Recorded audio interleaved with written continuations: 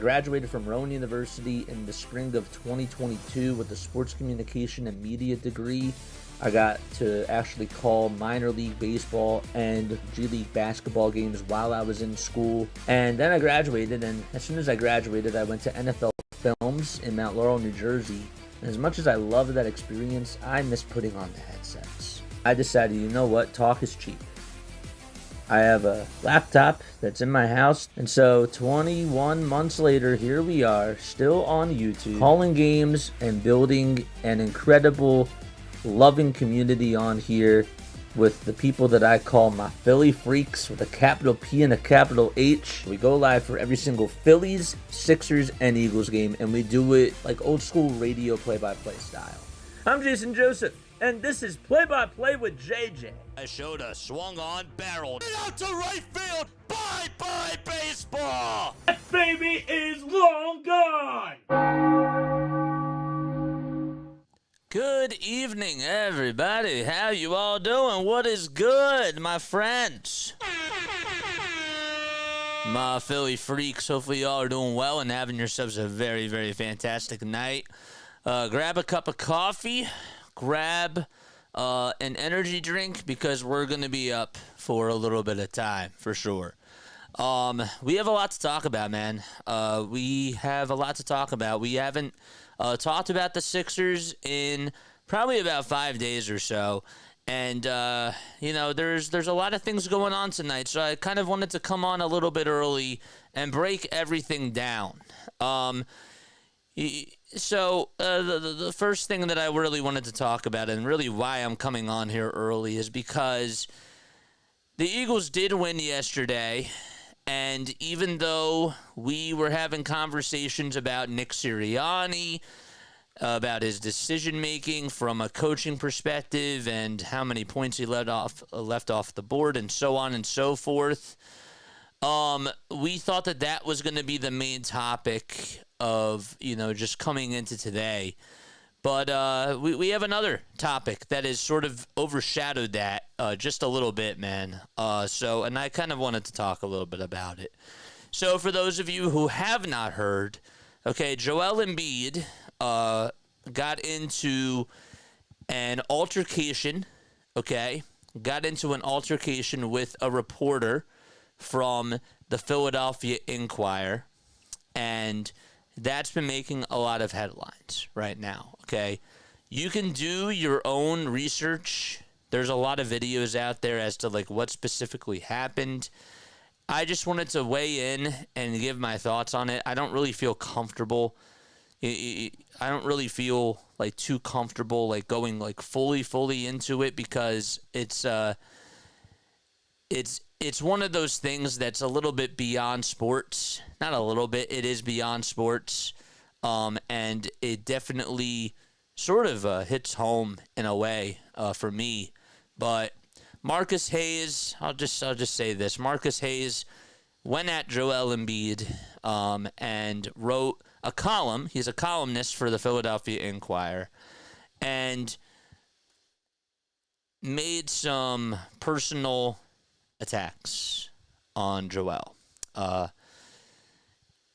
And Joel had a response to that, and he responded. And apparently what ended up happening, according to ESPN and according to even Kyle Neubeck, who covers the Philadelphia 76ers on PHLY, they got into a little bit of an altercation in the locker room.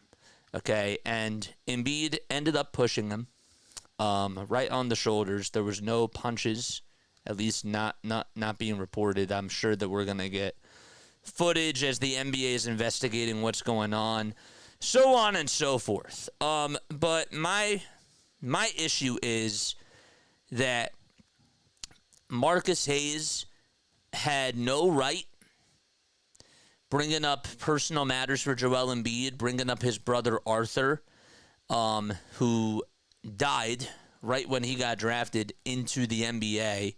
I have an issue with that. You don't do that for any athlete, man. You don't bring up dead parents. You don't discuss that in the conversation and make personal attacks like that. You don't do that. Okay? But I think it's interesting because people are wondering, well, how did Joel handle it? Do you think that he did a good job at it or what? When you bring up family, man, it is hard not to get personal with other people. It really, really is. And I think it could have been a lot worse. I think Joel Embiid had a right to react to Marcus himself because it shows that he has a backbone and it shows that he can stand up for himself. And I think that that's really important. Personally, though, I don't know if shoving is the right way to go about it. I don't know. I really don't. But all I do know is that if the shoes were on the other feet, and somebody brought up in my job, if they're critiquing me, but then they bring my brother into it, it's you have to be able to stand up for yourself. But I wanted to just bring this stuff up because it's been making a lot of headlines, and it sucks that it sort of has to be like this. Joel has had a very hard season. We've all been talking about whether or not he's going to play and our frustrations about that. But when you take a personal shot at somebody and bring up their family members and bring up their sons and all that type of stuff, that's not cool. That's really not cool. And I had to make sure that I talked about that a little bit because that's been going on. I can't just dismiss that that's not going on in Sixers land, but it is. And we'll see what ends up happening in the coming days from what the NBA has been investigating and all that other stuff. We'll see if any other footage comes out. Again, you can do your own research. There's a lot of videos. There's a lot of articles out there that have talked about what specifically happened. But I didn't want to lecture anybody, and I just wanted to give my personal takes on that. Joel has done a lot for this city. And even though he hasn't delivered a championship, he goes out there, he balls every single day. And for him to be able to come into the league when he did, go to Montverde Academy, pick up a basketball when he was at least 12 years old, and for him to be able to be where he is today, one of the best players in the game, it's one of those stories that a kid could ever dream of. He always says that his life is a movie, and for sure it is. So, but all the adversity that he's had to go through, losing a brother right after he was drafted, it's just very unfortunate, man. Very, very unfortunate, and you don't do that. You don't bring up personal matters. You don't. When you critique somebody's play, you have every right to critique their play. You just can't make it personal. That's journalism 101. It doesn't matter if it's a column. It doesn't matter who it is. You have a right to critique the athlete and back that up, but you don't take personal shots. You don't bring up family. You don't bring up loved ones like that, especially if they're deceased. So, but yeah, I'm interested to see when he's going to go out there back on the court. I don't know. We'll make sure that we obviously keep up to date with that. I do want to get into the Paul George stuff in a little bit as well, because that is a good thing to talk about when it comes to Sixers, and I'm excited to see his debut tonight, and we'll get more into that too.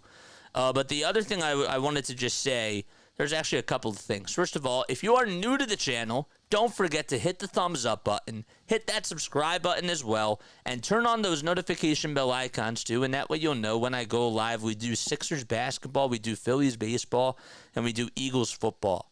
We cover all three of those teams and try to do the best job that we can keeping up with everything going on in the Philadelphia sports world. With that being said, okay, tonight is also the opening night of MLB free agency. I don't know what the heck is going to happen with Juan Soto. I don't even know if he's going to get signed tonight. But my goodness, if Juan Soto gets signed and he comes over to the Phillies, we have to transition into baseball. Okay? My job right now is to cover as much as I can with the hot news in Philadelphia sports. So I have to make sure, especially for baseball, that I appease my baseball members as well. And of course, like, we're still going to do the Sixers game, but I'm just saying, like, as the game is going, I am going to be looking at my phone just to see if something crazy does happen, which I don't expect, but it can happen. So I wanted to just bring that up. Also, tomorrow is NFL trade deadline day as well. It's really weird how the timing of all these things are.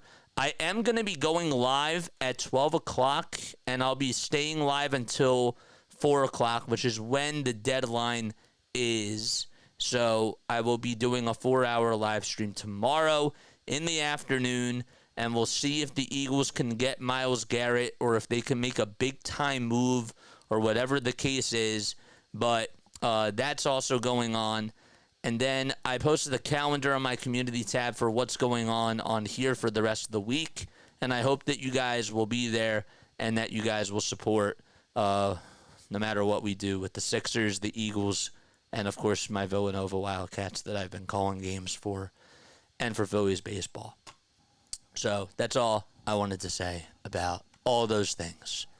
But, yeah, I had to come on. I had to talk about my thoughts about the Joel Embiid thing because people have wondered what my thoughts have been about it, and you have a right to hear what my true thoughts are, and I don't want to sugarcoat anything, but I'm really bothered. I'm bothered that ended up happening, and Marcus Hayes did not do it. He did not do his job. Other thing I wanted to just say really quickly too, and then I promise I'll get back on. I'll make sure that I get back on track here. People make mistakes, man. You know, we're all perfectionists here. We are. And there's times where I'm going to screw up. There's times where I'm going to make mistakes. And there's times where I'm going to make a big mistake on here. I've made lots of mistakes. I've never made like a big mistake. But, you know, you own up to it. And then you apologize and you try to take accountability for your actions. But it's okay to make mistakes as long as you learn from them. And I think that Marcus Hayes made a very big mistake. I think that Joel Embiid, in some ways, I personally, and this is not to condone him or anything, I wouldn't have shoved the guy. I know it could have been a lot worse, but regardless, you can't do that. You can't bring up a deceased brother, man. That's just so wrong. That takes it to a whole nother level. You can't cross that line. You just can't. You can't do that. How would you feel if the shoes were on the other feet? So, that's all I wanted to say about that. But let's get into Paul George, man. Let's talk about Paul George making his season debut tonight. That's great.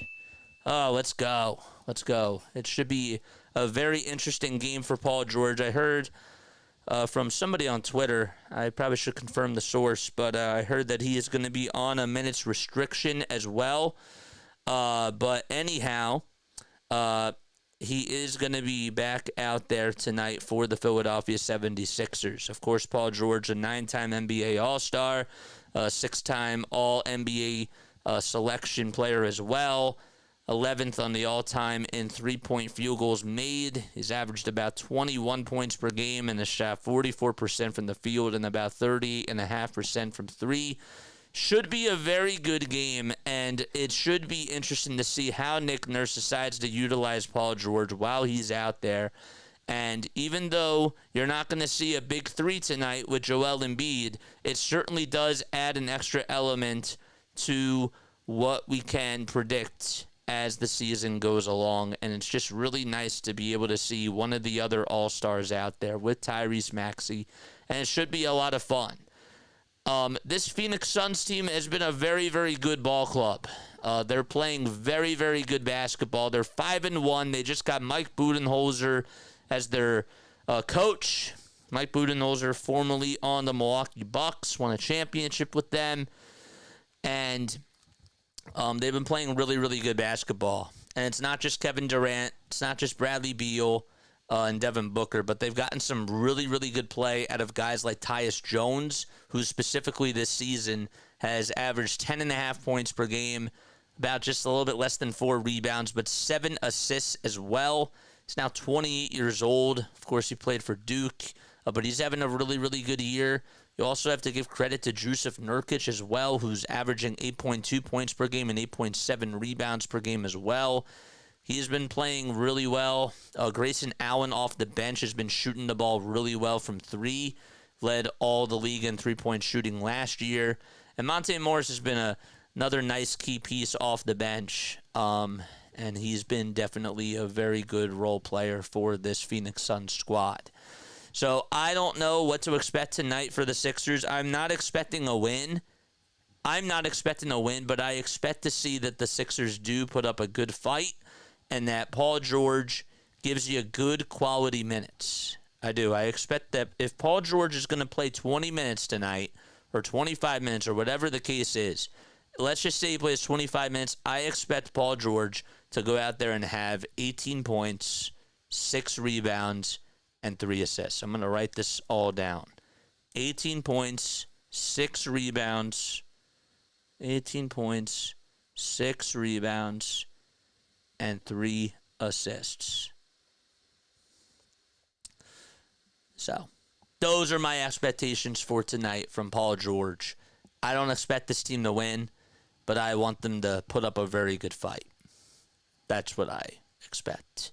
Whether that's right or wrong, I want them to win, but I don't expect them to win tonight. Especially because it's Paul George's first game back. What else do we got going on? What else is going on? It's interesting to me how Kyle Lowry is now going to be coming off the bench today. We also got news about what the starting lineups are going to look like today for the Sixers. It's Tyrese Maxey, Kelly Oubre Jr., Paul George, Caleb Martin, and Andre Drummond. So they go with a big lineup today, and Lowry's going to be coming off the bench along with Jared McCain. And then it'll be Tyus Jones, Devin Booker, Bradley Beal, Kevin Durant, and Jusuf Nurkic as the Suns are fully healthy. And that is their starting 5 for tonight's game. So what are your final score predictions? Let me know down below. I would love to hear what you guys have to say for sure. So I just want to hear what you guys have to say. Sorry, JoJo, justified or not is not a smart man. Stupid is as stupid does, JJ. JoJo's justified, or sorry, JoJo justified or not is not a smart man. I look, man, like you don't bring up family. You don't do that. You don't take a personal shot at somebody and bring up somebody who passed away in their family. That's crossing a line. That really is. Did he have a right to push him? Honestly, man, violence I don't think solves anything, but I don't know if that's really technically violence, but you got to stand up for yourself. That's the bottom line. Like, you shouldn't have to just let that go. It's hard. It's hard to compartmentalize things, and when you do that, and you cross a line, it's human nature to react. I'm not condoning him for, for pushing, but I agree that he has to be careful, but he has to take some type of action. Can't just let that go, because it's not who he is. It's not his character. So those are my thoughts, and that's what I think about it. All right, we're going to get started in just a little bit. It should be a good matchup, man. I'm excited. Who is tuning in? If you are tuning in, comment down below. Let me know where you're tuning in from. I would really, really appreciate it from the bottom of my heart. We got 4 people tuning in right now. I don't know if anybody knows that we're live, but we are live. I don't know why we don't really have a lot of people on. How many people are... Let's see what's going on. Philly Tick with RB, I'm sure, is live. He has 178. And DJ Eastwood, I don't know. How much does DJ have? Is DJ live yet? DJ is live. He has 86. Okay. Good to know. Good to know, man. Good to know. Sure you guys like. Make sure you guys subscribe as well and turn on the bell icons. Philly fans here, what's going on, dude? How are you? What is good? Again, make sure that you guys comment your final score predictions down below. Would love to obviously hear what you guys have to say about the Philadelphia 76ers and about this team. I came on here earlier. I talked about the Joel Embiid situation and my thoughts on it. So I really don't want to take any more questions about it. If you guys have any questions about what my thoughts are, I'll post a timestamp after the video is done, and that way you can hear it for yourself. I don't really want to repeat myself a lot tonight, and I think that that's fair. Let's take a look at the out-of-town scores. So the Memphis Grizzlies are down by 2 against the Brooklyn Nets with about 3.5 seconds left to go. The Sacramento Kings are leading it against the Miami Heat 94-90, and there's 6 minutes left remaining in the fourth quarter. The Utah Jazz have a 95-93 lead in Chicago as they approach the fourth quarter. Houston Rockets are up by 12 in the third quarter with 3.5 minutes to go against the New York Knicks. The Timberwolves lead it by 14 as the third quarter just got started. It's halftime in Oklahoma City as the Thunder are hosting the Orlando Magic. It's 58-43 at the half. The Pelicans are up by 2 against Portland, and there's 3 minutes left remaining in the first half of that game. Pacers are up by 7 against the Dallas Mavericks as they approach the end of the first quarter. And the other game that's on right now, you got Raptors and Nuggets. They're tied 19-19. All right, then we'll go over final scores in just a little bit. So, all right, here we go. Ready to get things underway. Ball is tipped, and it goes into the hands of Phoenix. So they actually start on time, which is kind of funny. Durant puts up a tray, puts it up, can't put it in, though. Andre Drummond able to crash the board. You also had the Cavs beat the Milwaukee Bucks 116-114. The Warriors won by 13 in Washington, D.C., and the Pistons beat the Lakers 115-103. As Caleb Martin tries to keep the possession alive and can't do so. There's Paul George in the blue Sixers jersey with the white letters and the white numbers, and the blue stars going down each side of the jersey. Here comes Tyus Jones, who will give it up to Kevin Durant. Durant back to Jones for a 3 at the top of the key, and that's off the mark. Oubre with a long rebound. Sixers go from left to right, and the Suns are going from right to left. Here's Tyrese Maxey, who dribbles it in the lane, swarms around, hands it off to Andre Drummond, who puts up a runner, and he's fouled. He'll head on over to the foul line to shoot 2 free throws. It's the first match of the season between the Sixers and the Suns. The next time that they play will be in Philadelphia, and that game will be on January 6th. So that is what's going on right now. And again, we are keeping our eyes on MLB free agency as well. Drummond's first foul shot is up and in. Jusuf Nurkic gets called for the shooting foul. There's Mike Budenholzer, who is now the head coach of the Phoenix Suns. Again, won a championship with the Milwaukee Bucks as a head coach back in 2021. Second foul shot by Drummond. He knocks it down. Drummond, who has not been a successful foul shooter throughout his career, just shooting 48.3% from the line, but he's shooting 57.9% from the line during the season so far. Here's Beal for a tray. Knocks it down. 3-2 Phoenix. Oubre trying to answer back with a runner on the other side. Got it. 4-3 Philadelphia. Booker trying to get some space and underhanded pass to Jusuf Nurkic. Gets it back, though. Goes up with a step-back J, and it's off the mark. It was over towards the near corner. Caleb Martin grabbed his miss. Tyrese Maxey gets the ball poked loose. It's knocked away by Bradley Beal, and the Sixers will have possession. So we're about 2 minutes into this first quarter so far. 4-3 Philadelphia. Sixers got 2 foul shots made from Andre Drummond, and they also had a rainbow floater from Kelly Oubre. Martin, who's being guarded by Jones heavily, hands it back off to Maxey. Maxey is over at the logo as he dribbles from left to right, puts up a tray, no good. Goes in and out, and the Suns grab a rebound. Also have the Buccaneers taking on the Kansas City Chiefs. It's 17-10 with 1:46 left to go in the third quarter. Allen tried to go up with a 3, could not get it to go. Or that was Booker, I should say.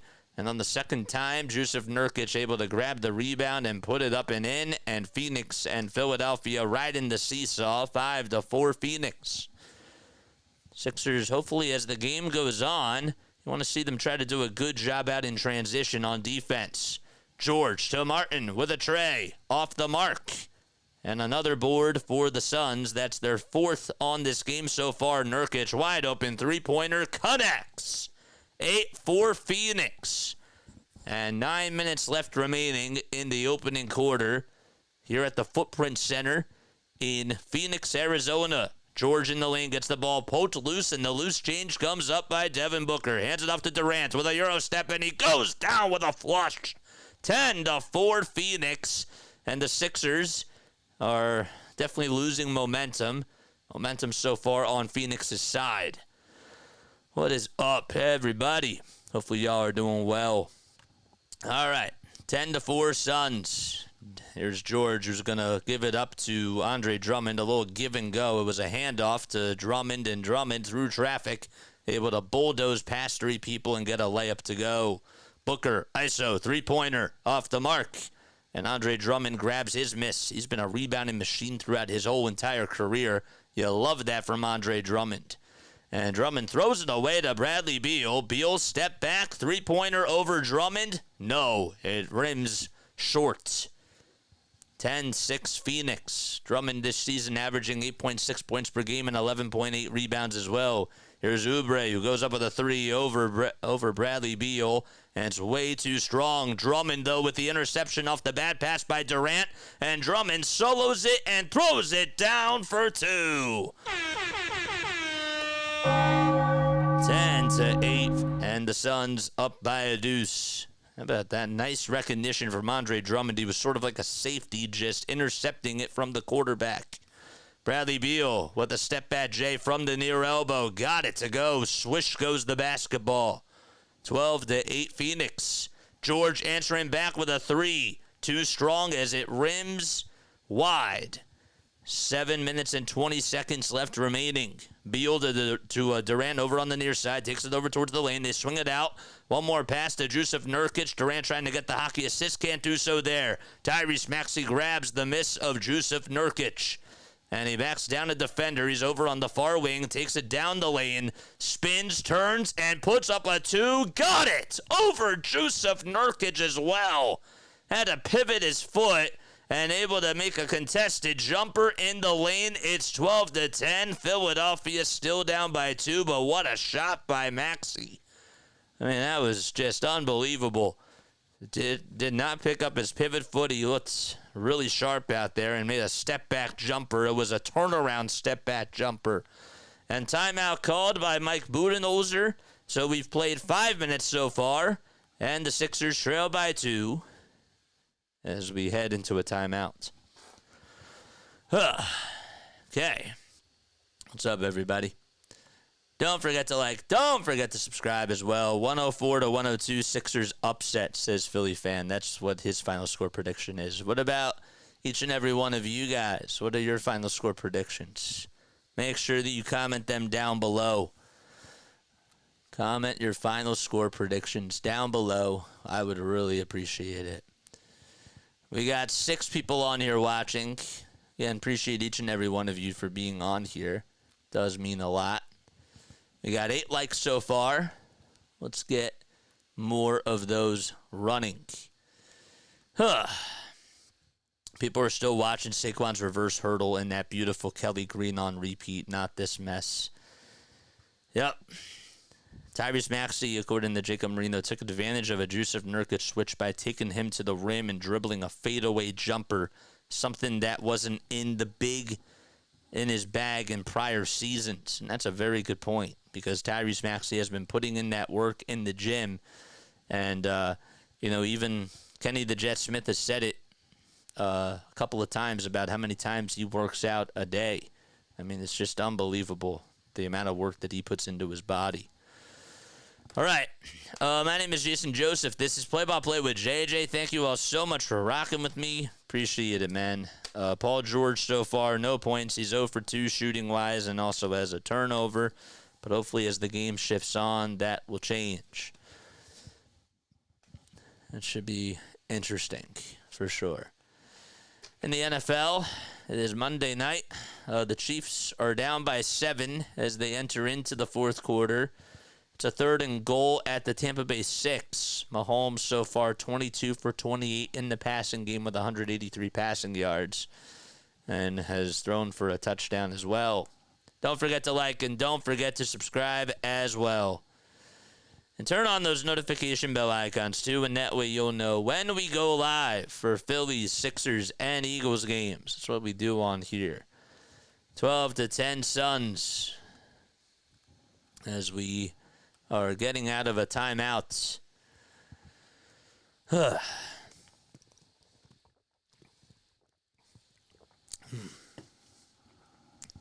right, so let's see what happens now. Sixers line up again. It's Lowry who actually comes in for the Sixers. Lowry, Oubre, Tyrese Maxey, Andre Drummond, and we have Eric Gordon out there as well. Gordon tries to come up with a loose change. Bradley Beal is in traffic. He tries to throw it away. Ball gets poked loose and stolen by Andre Drummond. Maxey has to save it from going out of bounds, but he did step out of bounds, says the line ref. And it's a turnover for the Sixers. It was a wide pass by Andre Drummond, and Tyrese Maxey was over on the near side right at the half-court mark. Tried to do all he could to save it, just could not do anything about it. Durant gets past Gordon, and it's just too easy for him as he finishes at the rim and slams it home for 2. A soft slam for Kevin Durant. What a career he's had as well. 14-10 Phoenix. Maxey works around the screen, lets it fly, and puts up a 3. Can't get it. Oh, man. Durant got the rebound. Here's Royce O'Neal back over to Durant, to Nurkic. Nurkic over to Bradley Beal. And as Nurkic got it back, it was stolen by Maxey, but Maxey turned it over, and Nurkic got it back. Here's O'Neal with a wide-open 3. Bullseye. 17-10 Phoenix, and Royce O'Neal, a big defensive player, able to knock down a tray from downtown. Sixers are 0 for 5, shooting the rock today from 3. And the Suns are 3 for 9. Drummond gets it in the pick-and-roll action, and Drummond gets called for a travel, I believe. And another careless turnover by the Sixers. They just got to try to do a better job at, not only just getting into the lane, but they have to be able to capitalize. Can't make those silly mistakes. So Drummond did travel. It's Durant, Nurkic, Beal, Booker, and O'Neal out there for the Suns. The Sixers have Drummond, Maxey, Oubre, Lowry, and Gordon. Durant dribbles around the screen, set by Plumlee, who just comes on in for the Phoenix Suns. Here's Bradley Beal, who almost lost the ball as he gets into a sitting position, has to get the ball. And Mason Plumlee goes up with a 2, can't get it though. Lowry trying to take it all by himself into the lane, and he's looking for help. Gives it back outside and finds Gordon. There's Drummond over on the near elbow with a dribble handoff to Kelly Oubre, who goes up with a 3. Drummond set the screen, and that was way too short. Rebound by the Suns. Sixers are not playing really well out in the transition game, and Royce O'Neal makes Kelly Oubre Jr. pay, as that was supposed to be his man, and it's 20-10. Sixers down by 10. O'Neal this season, tonight he's 2 for 2 from 3 with 6 points, as Lowry able to make a layup over on the other side. But throughout his career, Royce O'Neal just 38% shooter from three. However, this season he's shooting 42.5% from downtown so far on 4.3 attempts per game. 20-12. Durant trying to go up with physical contact from Tyrese Maxey, and Durant gets fouled by Maxey with 7 seconds left on the shot clock. 4:13 left remaining in the first quarter. Sixers have to try to get some momentum going as Tyrese Maxey gets a personal foul called on him. We have Tyus Jones entering in for Bradley Beal. Gershon Yabusele is going to enter for Andre Drummond, and Caleb Martin will sub back in for Kelly Oubre Jr. Sixers have not made a three. They're 0 for 6, and the Suns are 4 for 10 from downtown. Also out-rebounding the Sixers so far, too. We have another whistle as the ball's inbounded, and we'll have a stoppage in play. By the way, the Suns on an 8-0 run against the Sixers. Durant will inbound it over towards the near sideline. Here comes Tyus Jones, who's looking for help as he's being guarded heavily by Eric Gordon. Finally, it's Royce O'Neal who comes over to the rescue. Hand off to Mason Plumlee, who gives it back out for a three-pointer to Grayson Allen. Got it. Grayson Allen able to make a 24-foot J from the near corner, and the Suns up by 11. Lowry gets some space, pulls up for a three, and finally the Sixers able to answer back with their first three today. They trail by 8. Kyle Lowry, the 38-year-old veteran, and has had a fantastic career. Obviously started off his career with the Memphis Grizzlies and then went to the Toronto Raptors, played a lot of time over there. Durant with a floater. Yes, sir. 25-15. Lowry going into the lane, kicks it back out to Yabusele for a three, and he was wide open and connected the dots from outer space. Catching and shooting and firing a dart into the ring of fire. That is what Yabusele does. Jones with some misdirection, but he gets called, or they're going to actually call a personal foul on Tyrese Maxey. I thought maybe they were going to signal a travel on Tyus Jones because he looked like he was a magician, and I thought that he took a couple of too many steps. He was dribbling the ball behind his back as he was in the air and then took an extra step. Maybe they called it a Euro step. I don't know. I don't know what you call it, a Russian step, a Euro step, or whatever it is. 3 minutes left to go in the first quarter. I think it was all different types of steps. That's what it was. Durant back outside to Grayson Allen. Allen into the lane, gets the ball pulled to loose by Martin, and we have a whistle called with 5 seconds left on the shot clock. Sixers have a personal foul called on PG, and they'll call for time. 25-18. Wonder if they're going to challenge this. 2:52 left to go in the first quarter in Phoenix, Arizona. Playing at the Footprint Center. The line, by the way, for this game is Phoenix to win by 7.5 points. And the over-under is set at 222.5, according to ESPN Bet. All right. Thank you all so much for tuning in on here. The name is Jason Joseph. This is Play-by-Play with JJ. I love each and every one of you. We got 6 people tuning in. Y'all are the best. We actually have 9 people now tuning in. If you are tuning in for the very, very first time, I appreciate that very, very much. All right. Good stuff.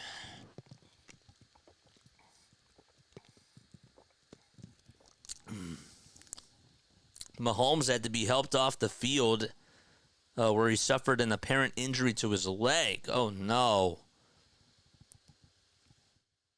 But per Lisa Salters, they just said that it's an ankle injury and Mahomes will return. Interesting. Well, what's up, Katie? How you doing, Katie? What's going on? What's going on at the Philly Art Museum? Is the Sixers at home? Is this a Sixers home game? No, they're on the West Coast. They're playing in Phoenix. That's why we're up late. So, yeah, they're out in the West Coast. So that's what's going on right now. Again, appreciate each and every one of you for being on here. Man. If you have not done so already, make sure you guys hit the thumbs up button, hit that subscribe button as well, and turn on the notification bell icons too, and that way you'll know when we go live to Sixers, Eagles, and Phillies games. That's what we do on here. What else is going on? So Paul George, Caleb Martin, Gershon Yabusele, Kyle Lowry, and Eric Gordon were the guys out there for the Sixers. For the Suns, it was Durant, Jones, O'Neal, Plumlee, and Allen. Don't know if both teams are going to make any sort of changes coming into this next possession, as the Sixers did burn their first time out of the ball game. Sixers are 1-4. You take a look at the Atlantic standings. The Boston Celtics have a 7-1 record. They lead the division. The New York Knicks have a 3-2 record. The Brooklyn Nets are 4-4. The Raptors are 2-5, and the Sixers are 1-4 so far. All right, so it's Plumlee who comes on in. Ryan Dunn, Devin Booker, and Grayson Allen back in there as well for the Suns. Durant and O'Neal take a quick seat. 3-point shot by Grayson Allen. No good. Offensive rebound by Plumlee as he boxes out Gershon Yabusele. Plumlee gets it back from Jones. They swing it around the timeline. Booker at the top of the key. Runs around the lane. Goes up with a floater and can't get that one to fall. Caleb Martin on the loose change got the rebound. Gordon to George. George pump fake the three. Went into the lane. Hits it back out to Martin. One more to Lowry for a tray. Got it. Kyle Lowry with the second three-pointer today, and he is the Midas touch from three.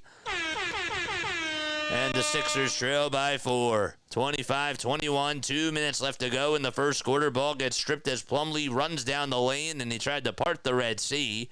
But Yabusele strips it, and it goes out of bounds. They're going to say it was last touched by Gershon.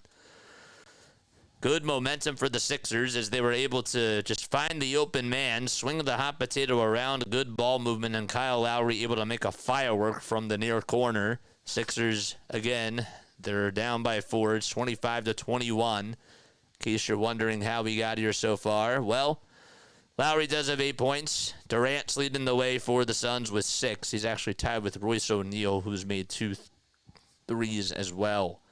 George gets called for another personal foul. That's his second personal foul. First foul shot is good by Mason Plumlee.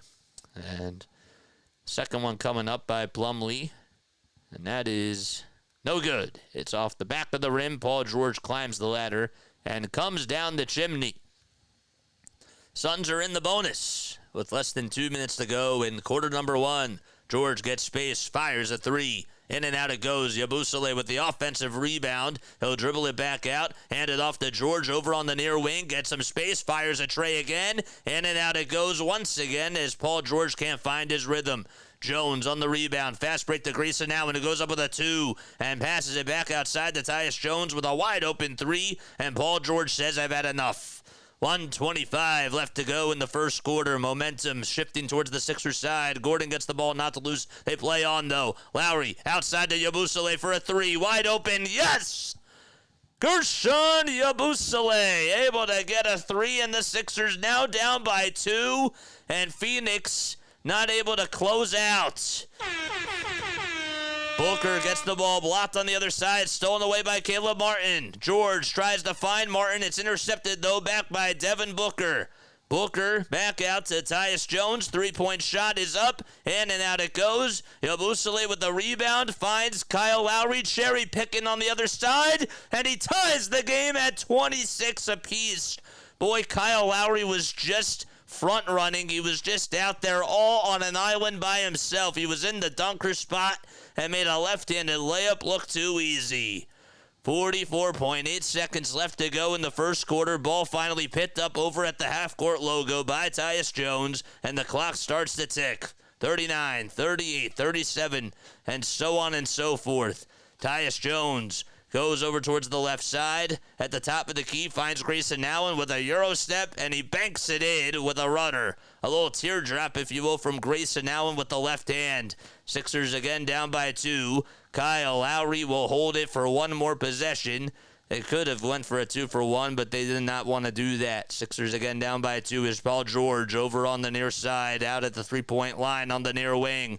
He takes a couple of jab steps, now wants to get going over his defender, puts up a floater, no. Lowry, offensive rebound, shot clock on Blood. Lowry thought about taking the 3, hesitated, now puts it back up, and that was a little bit short. He should have just taken the 3 on the first time. Booker hits the rebound, back outside, and he puts up a shot, and he can't get it to go, and that's going to do it. First quarter's over, Sixers trail by 2, 28-26. It did not get off to a good start for the Sixers, but they finished pretty strong. And we go into the second quarter. Sixers down 20-26 at the Footprint Center in Phoenix, Arizona. All right. Good stuff. Very, very good stuff. Thank you all so much for tuning in. The name is Jason Joseph. This is Play by Play with JJ. We got 9 people on here watching. That means a lot to me, man. If you guys enjoyed these play-by-play calls, let me know down below. Thank you all again for being here. I know I've said that like 3 times. If you have not done so already, I also do Villanova ice hockey, man. That's like what I called I work for a company called Rival Sports Media. It's actually called Philly Photo and Film, but they have a YouTube channel called Rival Sports Media. And I will be back on the call on Friday night. That means I will not be doing the Sixers game, but I'll be doing play-by-play on Friday night. So make sure that you go subscribe to their channel, and that way you won't be able to miss a game that I call in person for Villanova. I want to continue to grow that channel as well and help them get more and more people to go over there. So I want to sort of utilize my platform to do that. And it would mean a lot if you supported me outside of Play-by-Play with JJ as well. Kyle Newbeck says, PG has not been able to hit water from a boat, but you think you can already see the difference he makes just by being out there. And that's true. I have to say that Paul George's presence has certainly helped this offense with floor spacing, and I definitely see that there's a lot of good ball movement so far. So I do like that. But the question now is, can the Sixers keep that up as they head further into this game? Kyle Lowry, 10 points in the first quarter, 1 rebound as well, and able to make an impact with 2 assists, and was 2 for 3 from downtown in 7 minutes. Okay. We go into the second quarter. Again, Sixers down by 2. Tight battle after the first 12, they say on NBC Sports Philadelphia. All right. I wonder why the algo's not really pushing a lot of the stuff out today. If you are tuning in, comment down below. Let me know where you're tuning in from. I would really appreciate that. Second quarter is underway now, 20-26 Phoenix. Here's a catch-and-shoot three-pointer by George, and he got it. Welcome to the Philadelphia 76ers, Paul George, as he is able to hit a 3 from the near corner to start off the second quarter in this game against Phoenix. The Suns able to answer back with a shot by Royce O'Neal, and that leapfrogs them back out in front, 30-29. George at the top of the perimeter hands it off to Gordon for a wide-open three-pointer, but we have a turnover called on Paul George. They're going to say offensive foul, and that's his 3rd personal foul today. I don't know if it was an illegal screen or what that was, but it looked like it was a ticky-tack call there, but a nice three-pointer by Paul George. That's how you do it, man. 30-29, and George running back over to the bench as Kelly Oubre Jr. is going to take over for him. Chiefs are tied 17-17 with 7:04 left to go in the fourth quarter. We've just started the second quarter here at the Footprint Arena.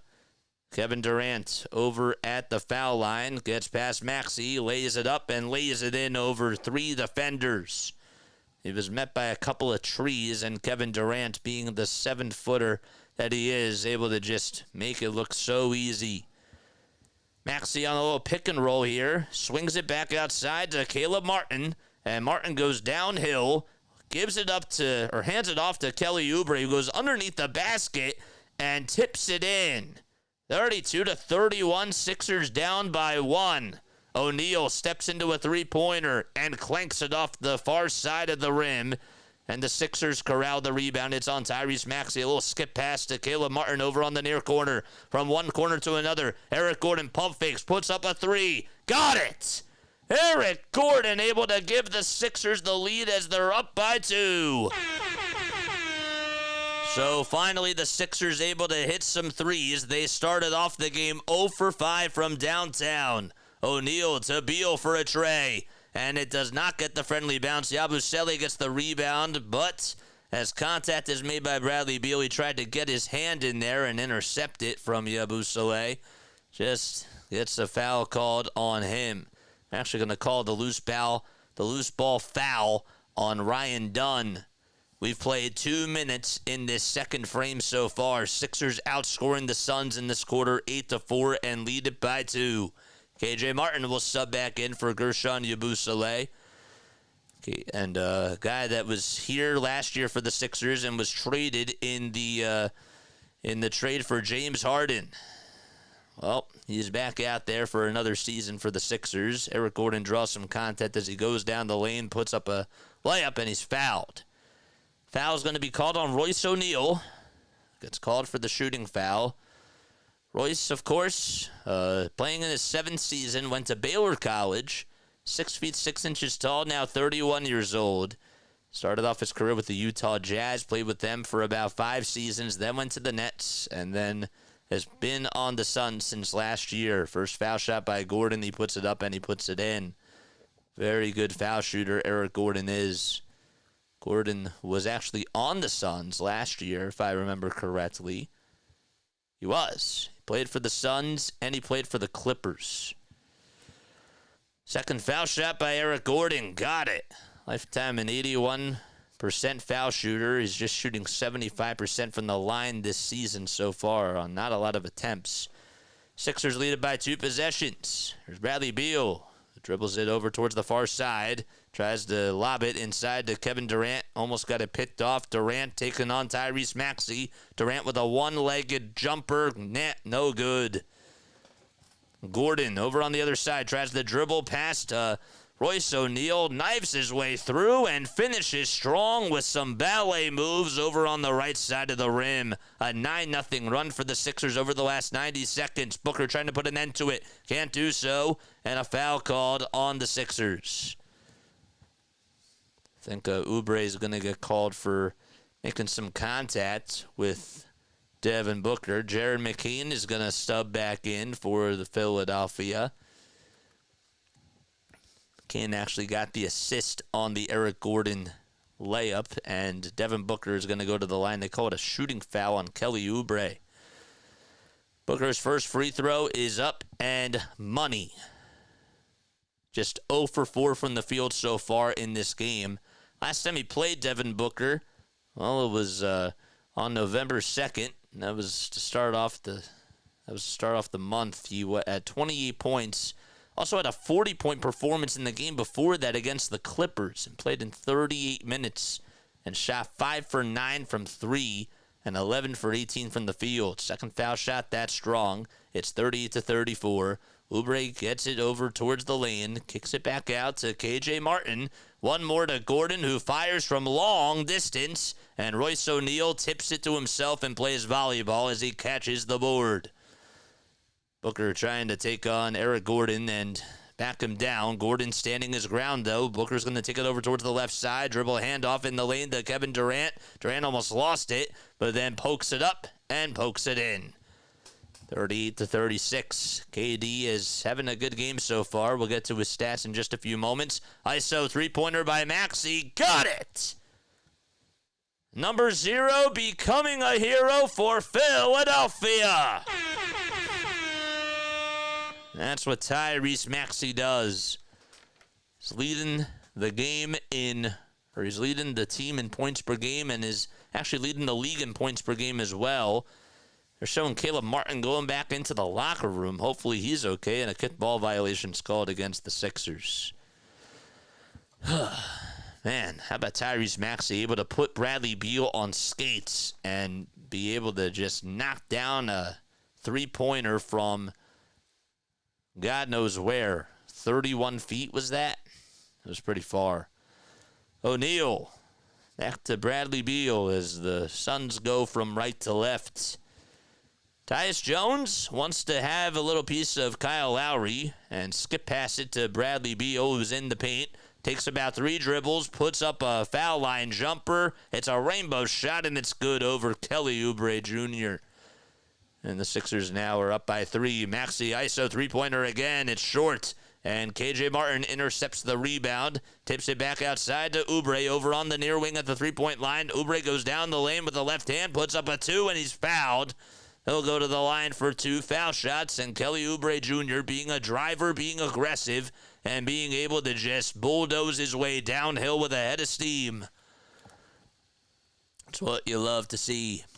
All right, don't forget to like, don't forget to subscribe, and turn on those notification bell icons, and that way you'll know when we go live. We got 12 people watching. We got 14 likes. We have nobody talking in the chat. What's going on? How we all doing? 7 minutes and 48 seconds left to go in the second quarter. Sixers, they lead it by 4. Did not get off to a good start. They were ice cold from 3. They were 0 for 5 to start off the night from 3. And ever since then, they've been shooting the ball much better. They're now 7 for their last 13 from downtown. They're overall shooting 39% from beyond the arc. Oubre with the foul shot coming up. It's up. And that one is good. So he missed the first foul shot. The second time, though, was the first one was good. The second one was good, too. Excuse me. Beal, near corner 3, and he cans it in. 43-41, Sixers up by a deuce. Lowry gets the hot potato over towards the right side. Gets a screen set by Andre Drummond. Goes down the lane looking for help. Nola pass to Oubre for a 3. Or McCain, that is. And Jared McCain knocks down a wide open three-pointer. The binocular set by Kyle Lowry from a veteran guard to a rookie guard. Booker cuts back door as he gets a pass to a little skipper. And Booker able to make an easy layup, 46-43. Great assist on that play. I think it was Kevin Durant that got it. Sixers miss a 2. That was it was on Kevin Durant. So McCain missed a 14-foot pull-up jumper. Bradley Beal got the rebound. Beal then able to make a hook shot. And the Suns are down by 1. And timeout, second timeout called by the Sixers. So they want to talk things over. We're about 5 minutes into the second quarter so far. Beal may have gotten away with a travel there, but what is a travel nowadays? What is a travel? Not sure how on board I am with the Sixers team, says Larry. What's up, man? What is good? So the Sixers call for time. So far, so good, man. Lowry shooting the ball well. Paul George got off to a slow start, but he's looking a lot better. You definitely see the type of difference that he makes, and it's really going to help the Sixers for sure. Bradley Beal has to be up there for one of the best Sixers killers, says Jacob Marino, dating back to his Wizard days. I could actually do research on that and let him know about that. Let's see. Let's actually check that out. Bradley Beal versus the Sixers. Bradley Beal is averaging 22 points per game in 31 games against the Sixers. First time he played them was back in 2013. It's hard to believe that he's been in the league for that long. Crazy.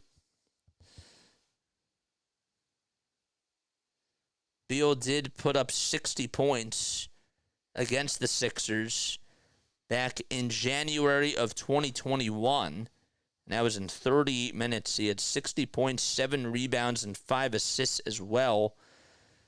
He's had a couple of 30-point games, but back in 2017, he had 40 points in 42 minutes against the Sixers. and was able to knock down 15 of his 25 field goals. Shot the ball very well from three, was 4 for 5 from downtown, and played pretty well. What is up?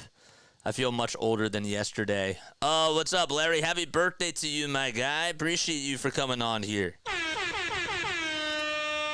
All right, the Chiefs, they lead it by 7 against the Tampa Bay Buccaneers, 24-17 with 2:39 left to go in that ball game. There's 6:52 left in the second quarter of this one. Again, we talked about Joel Embiid. We talked about reporters and all that sort of stuff. And we've been sort of just, talking about this team. It's exciting that Paul George is back, that's for sure. 9 minutes for him, 3 points, 2 rebounds, 1 assist. Again, he did not start off strong. He was 0 for 5 from the field, but then he made a 3. Maxey with a little teardrop. Got it to go. Tyrese Maxey with the right-handed floater. Able to go up and go in for Philadelphia as they're up by 3. Jones scoops it up, and Ice Cream scoops it in as he kissed it off the window. It's 48-47. Oubre trying to respond with a 3 on the far side. Too strong. And a rebound by Phoenix. They've been really doing a good job of crashing the boards. Jones with a little pick and roll to Jusuf Nurkic. Nurkic being guarded heavily by Andre Drummond. Gets the ball stripped, but Jusuf gets it back. Goes up with a runner, and Jusuf wins the battle against Andre Drummond. 2 7-foot big men going at it, and Phoenix goes back out in front. They're up by 1. Maxey calls for it, lets it fly from the top of the key. Swish goes the basketball for Philadelphia. Tyrese Maxey able to put up a line drive 3-pointer and put the can of corn in there. Allen with a little runner, and he's fouled by the Sixers. 51-49. Tyrese Maxey, what a ball game he's had. He has 10 points. He's 2 for 5 from 3. Actually now make it 3 for 5. Able to do a very good job at shooting the rock today, for sure. Okay. Where are we? 5 minutes and 40 seconds remaining in the opening half for the Philadelphia 76ers. Getting a little bit tongue-tied here. Allen's first foul shot is up and in. So the shooting foul was called on Andre Drummond. Kelly Oubre is going to take a seat, and PG 13 is coming back in. Not 13 anymore. He has the number 8. Allen averaging 7.8 points per game this season. He led the league in three-point shooting last year, in three-point shooting percentage, I should say, with over 48%. The shot goes up, and Grayson Allen knocks down not 1, but 2 free throws, and we're knotted up at 51.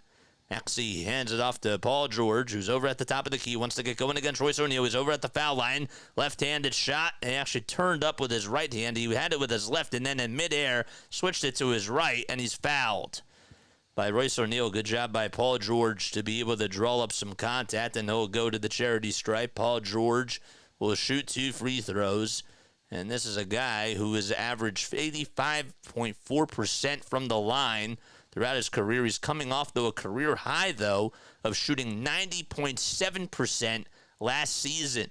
A very good foul shooter. Also shot 41.3% from 3 on 7.9 attempts. That's why the Sixers got him.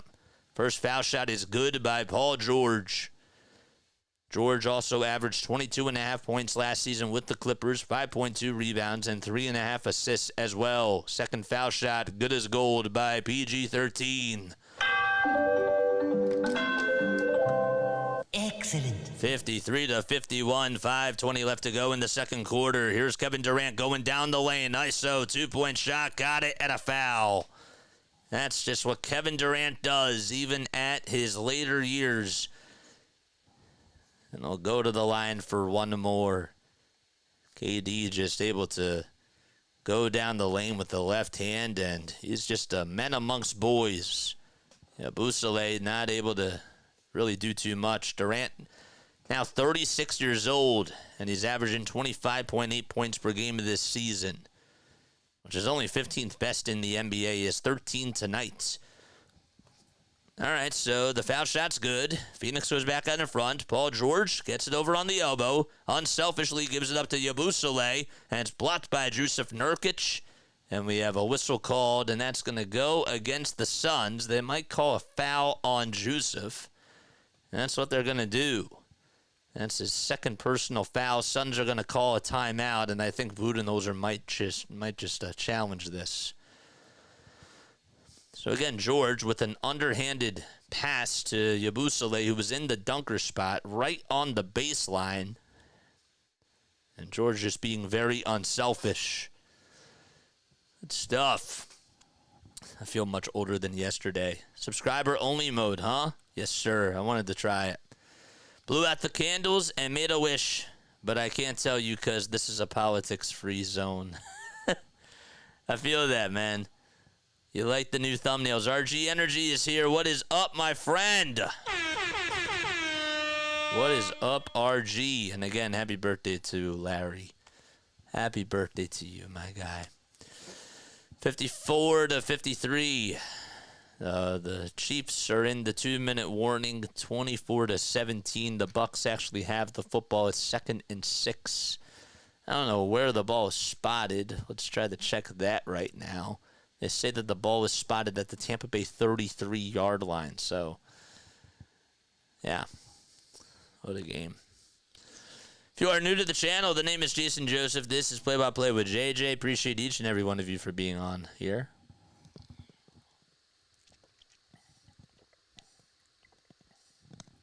I don't know if you guys saw it, but Jason Sudeikis was on the Manning cast tonight. Just saw a clip of that. Last gasp. Bucks drive underway, says Larry. Yes, sir. What's up, RG? What are your final score predictions on this game? I actually am a little bit surprised that the Sixers are keeping up with the pace here. I hope it doesn't get away from them. It would be really nice for them to get this win. This would be a big win for the Sixers. It really would be.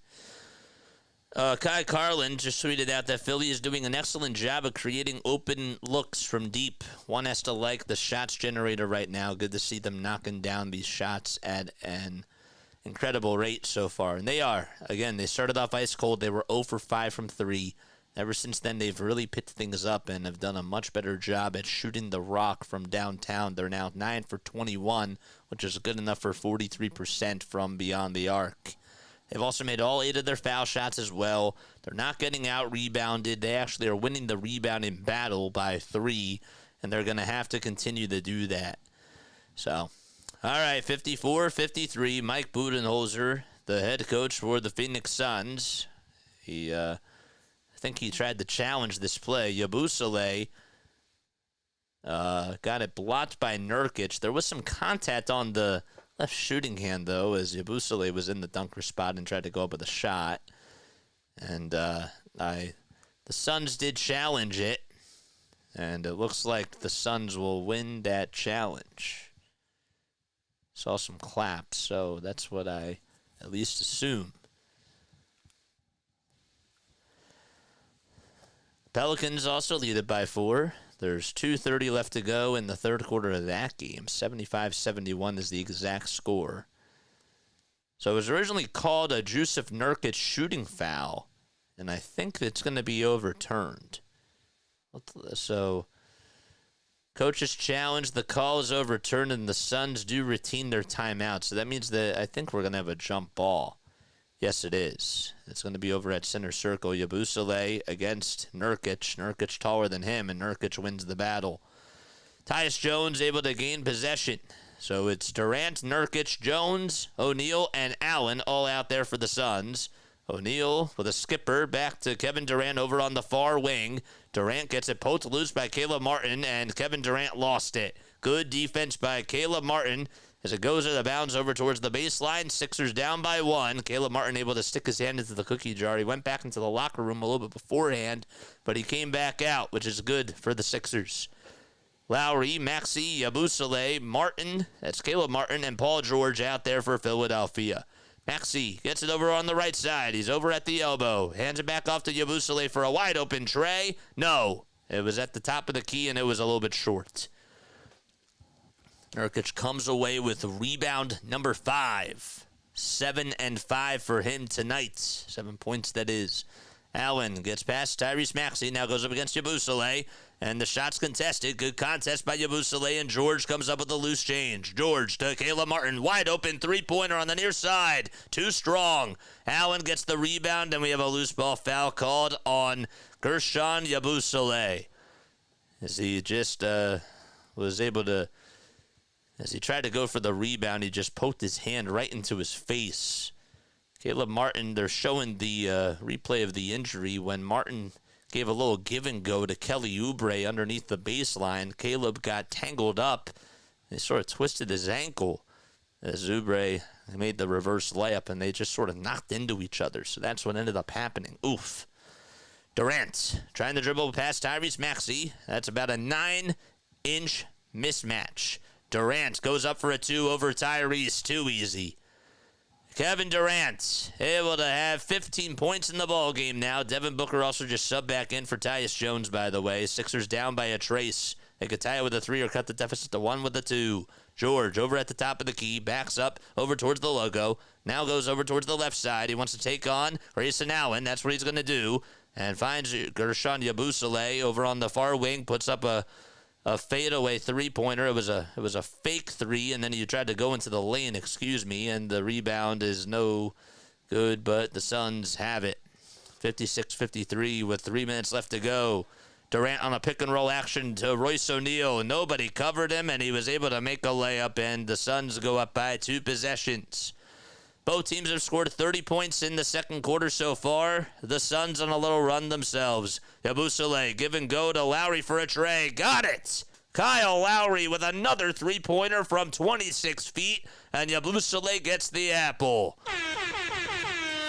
Sixers now down by 2. Durant with a nice pass inside the post to Devin Booker with a step-back 1-foot jumper. Royce O'Neal intercepts the rebound, and a good possession by the Phoenix Suns. Three-pointer this time by Grayson Allen, and it gets tipped as Devin Booker gets the rebound, but he lost it, and it goes out of bounds, and it'll be Sixers basketball. It's all about effort. Got to be able to leap up and box out for those rebounds, and the Phoenix Suns just seem like, as of lately, that they just want the ball more, and they're doing everything that they can to just out-physical the Sixers. Sixers can tie it with a 2 or go ahead with a 3. 2:19 left to go in quarter number 2. Maxey backing down his defender, gets a screen set by Yabusele, goes down the lane, teardrop is up, and he gets the friendly roll to go. The soft touch, the Midas touch, if you will, by Tyrese Maxey. 2 minutes left to go. Suns and Sixers riding the seesaw. Booker being guarded by Tyrese Maxey. 2 guards going at it. Booker gets a screen set by Nurkic, puts up a 3 wide open. No. Paul George with the board.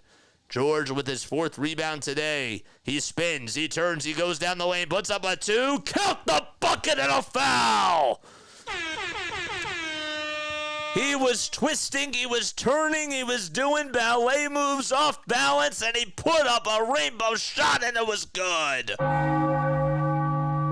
Paul George had 2 defenders on him, got pushed, got shoved, and as he was in the air, still able to get the soft touch as he had his back on the ground and made a nice 2, and he'll go to the line for 1 more. The foul shot's up, and it's in. This is why you get Paul George. 61-58. George with just 8 points, though, 4 rebounds, and 1 dime in this game.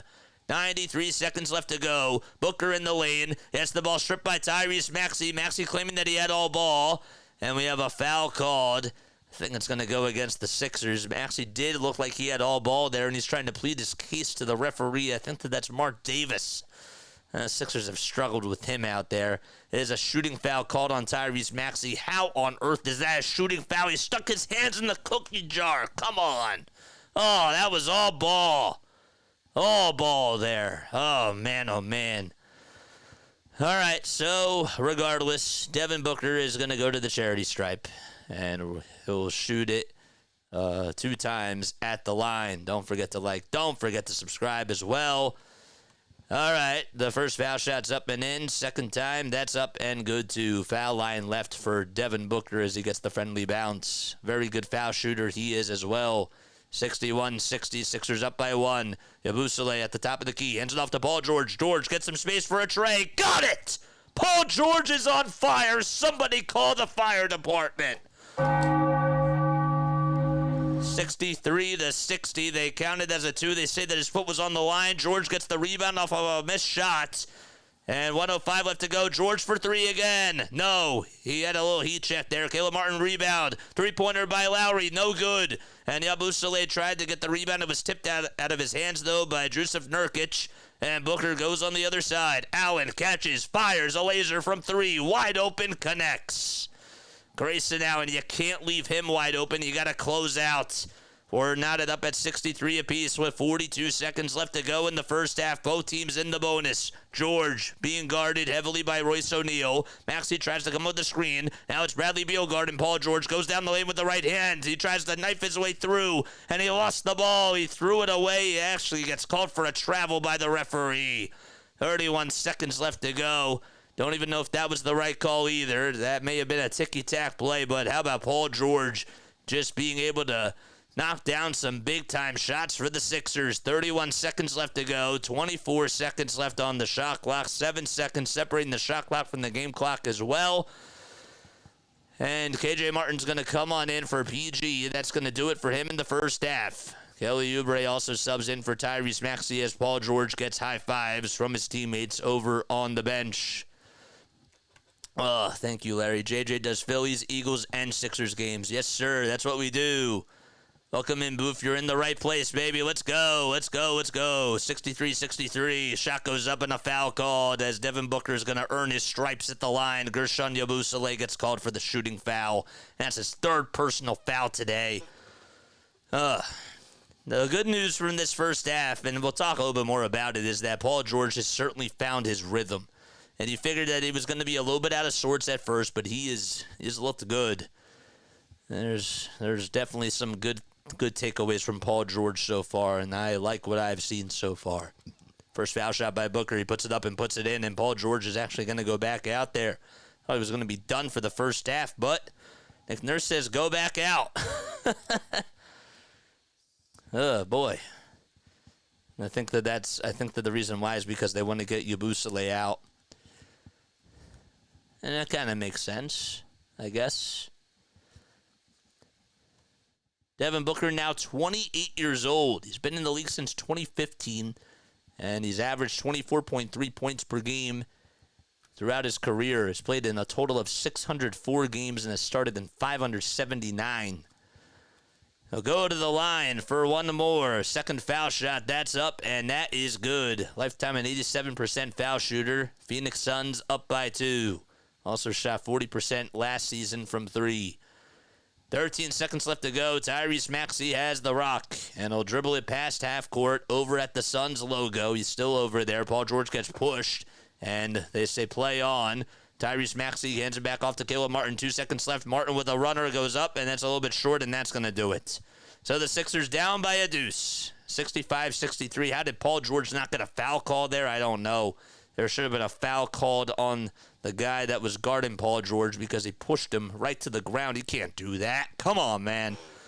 But regardless, we go into halftime. Sixers down by 2. 65-63. Deep threat. Oh, yes, sir.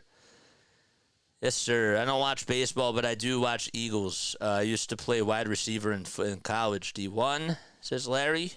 Booth Master says, I never came off the bench. Too fat, he says. Come on. You can't throw yourself under the bus like that. Come on, bro.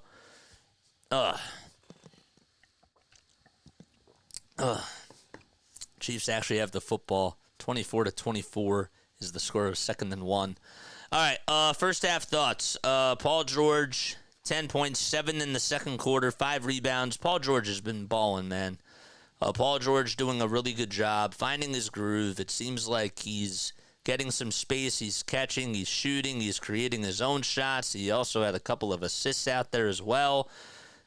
Just from his presence alone, I definitely see on the offensive and on the defensive side that he's providing an impact. I really do see that for sure. Even though he's not hot, you definitely can see that the spacing is different And also, guys are getting more open looks. Like Kyle Lowry had a couple of wide open looks because Paul George demands that much of a presence. And that does matter.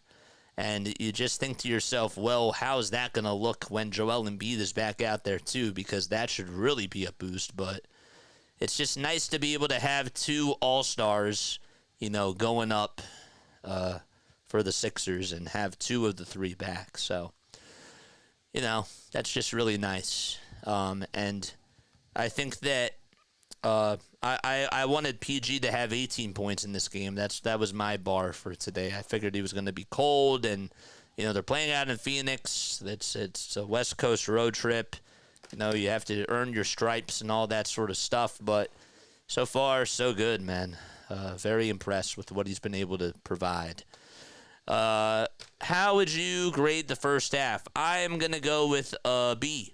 I think that a B+ is a good grade to give the Sixers for the first half of play.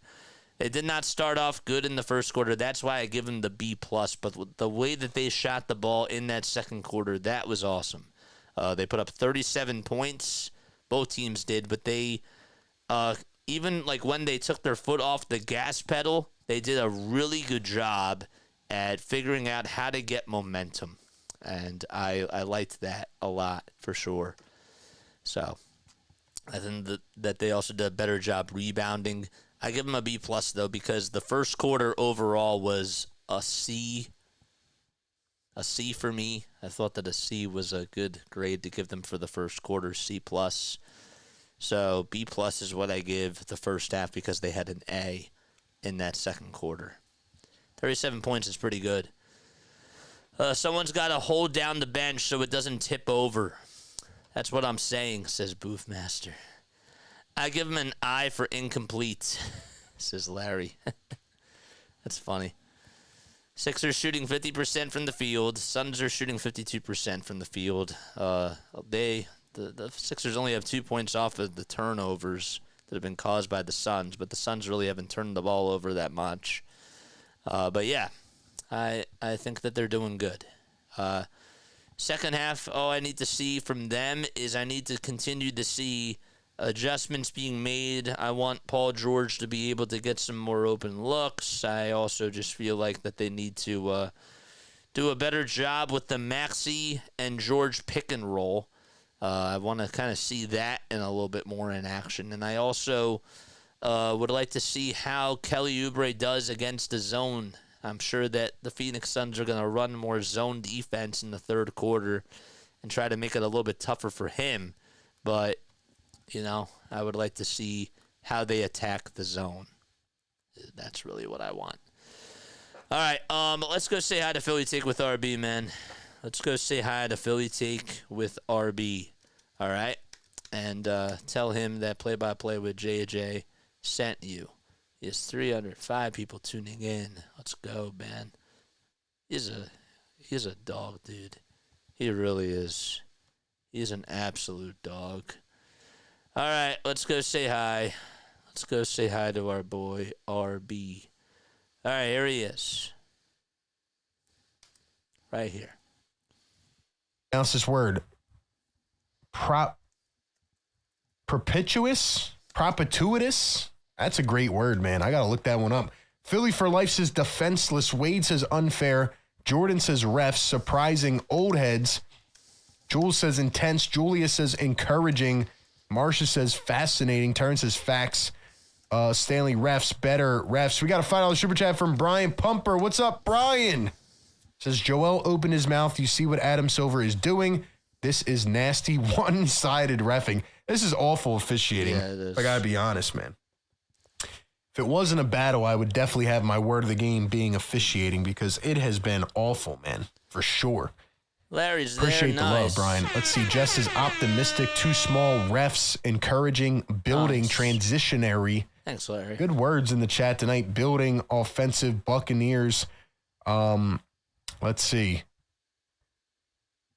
Jordan says battle. Yeah, it is a battle, man. It's a 2-point game at halftime. Sixers. It's a 2-point game at halftime. The Sixers are battling, even though it has not been that pretty. You got Tyrese Maxey with 12 points, Good Kyle stuff. Lowry with 13. All right. All right, good. We went to go say hi, so that's nice. Very, very nice. Let's go take a sip of water.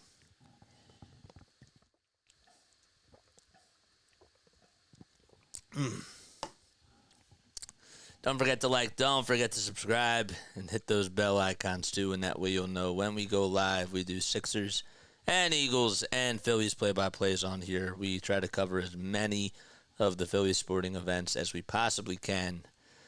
The Chiefs and the Bucks are now in overtime. So that should be interesting. I think Baker Mayfield tied the game. You got a gift membership. Enjoy 1 month access to Philly Take with RB Perks. That's really nice. Thank you, man. That's very, very nice. Let's go say thank you for the membership. Let's go say thank you for the membership. That's really, really nice. Thanks for the membership, man.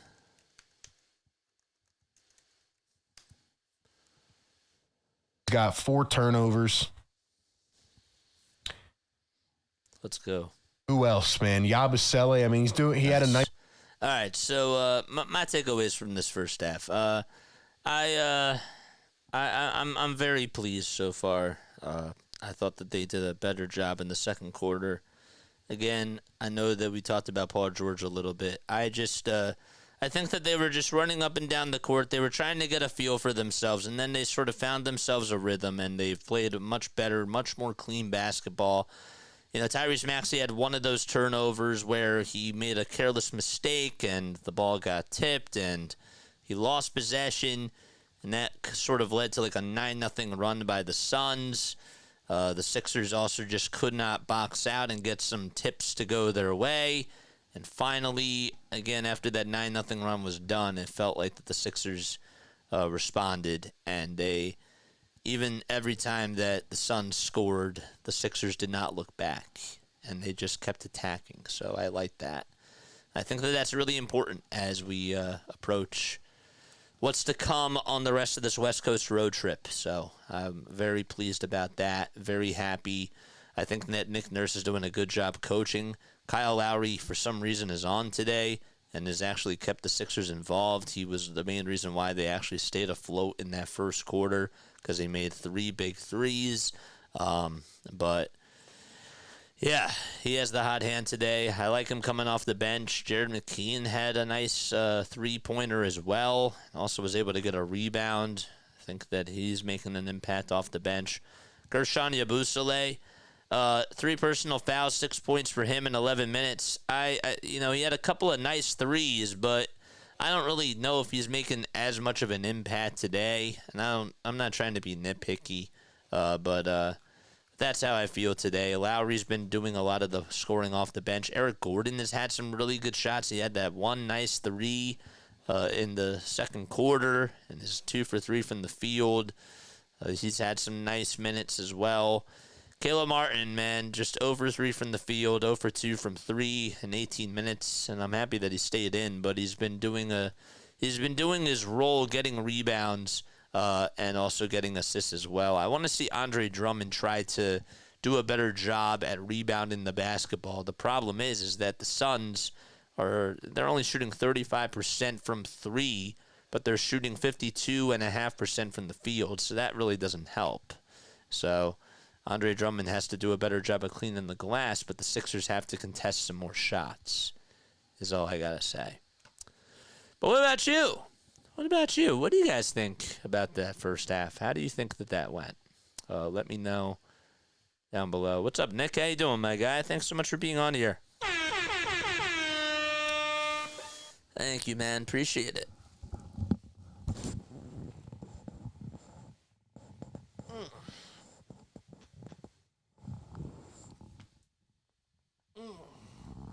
Oh, boy. Time is 11:22 p.m. Eastern Time. So the Chiefs have the ball. Where are they? Been very impressed with Yabusele tonight. Yeah, he's been doing okay. I haven't really been like too impressed. I think he's had better games. Maybe I'm a little bit thick into it, but he's not doing bad. I thought that he would do a little bit better, but he's made a couple of threes to keep the Sixers afloat in that first quarter. So I kind of have to give him that as a positive. I'm not saying that he should be going out there and giving you like 12 and 15 or whatever it is, but I just think that it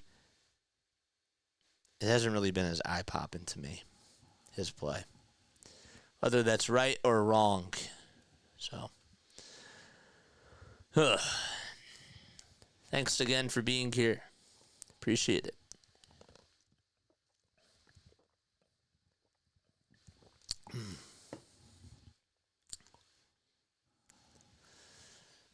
All right, so we're going to start off the third quarter now. Sixers are down by 2. Trailblazers lead at 191 against the New Orleans Pelicans with 4:53 left to go in the fourth quarter. There's also 3:13 left to go in the fourth quarter of the Thunder Magic game. Thunder are up by 18 points. SGA has 21, 9, and 6. That's 9 assists, 6 rebounds, and 21 points. And then the Pacers are down by 1 to Luka Doncic and the Dallas Mavericks with 37 seconds to go. It's 95-94, 37 seconds in the third quarter, I should say. The Raptors are up by 13 points in the third quarter at Denver against the Nuggets. 80-67 is that score. And then the Spurs lead at 56-48 at halftime against the LA Clippers at their new arena, the Intuit Arena. What else? The Cavs won today by 2. They're now 8-0. Cleveland Cavaliers beat the Milwaukee Bucks 116-114. That was the final score there. The Warriors won 125-112 in Washington against the Wizards. Lakers lost 115-103 against Jaden Ivey and the Detroit Pistons. And then the Celtics were able to crush the Hawks in Atlanta by 30 points. Jason Tatum at 28 points, 9 assists, and 6 rebounds. 123-93 was the final score there. The Nets won by 2 against Ja Morant and the Memphis Grizzlies, 106-104. The Kings were able to win by 1 point, 111-110 in Miami. What a game that was. The Jazz won in Chicago, 135-126 against the Bulls. The Knicks did lose. They're now 3-3, and they lost to the Rockets, who were able to beat them 109-97. And the Minnesota Timberwolves won by 21 points at home against Naz Reid, who had 25 points and 9 rebounds. And they won 114-93 against the Charlotte Hornets. All right. I don't think Paul George has been great, to be honest, but I wasn't expecting him to go crazy. It's his first game back. I've been more so happy with what Paul George has been able to provide, just from a floor spacing perspective, and I'm overall just happy that he's back. He played a lot better in that second quarter. Figured that he was going to look a little bit ice cold in the first, and he did, but he's been playing a lot better, and you see how important he is. He is very, very important. So, what's up, man? Kelly Oubre needs to step up. Yeah, I agree. Give us a win, JJ. Give Sixers your mojo, says Richard. What's up?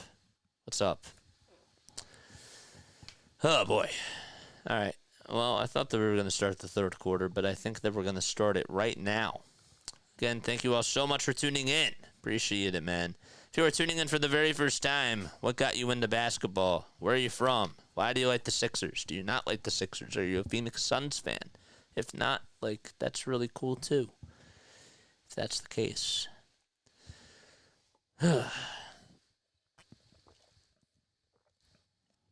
Third quarter coming up. Chiefs ended up winning by a final score of 30-24 in overtime, so that game is done. Wow. That game took 3 hours. for an overtime game. That's actually pretty fast. Good stuff. You see Ja Morant 360 layup? Oh, I did see that. All right. 65-63 years. Paul George over at the top of the key. Dribbles over towards the right side. Tries to find Tyrese Maxey. He almost threw it away. Maxey no-look pass to Caleb Martin. One more for three. Caleb Martin cashes in, and the Sixers take the lead. A no-look pass from Tyrese Maxey, and there's an assist for the kid.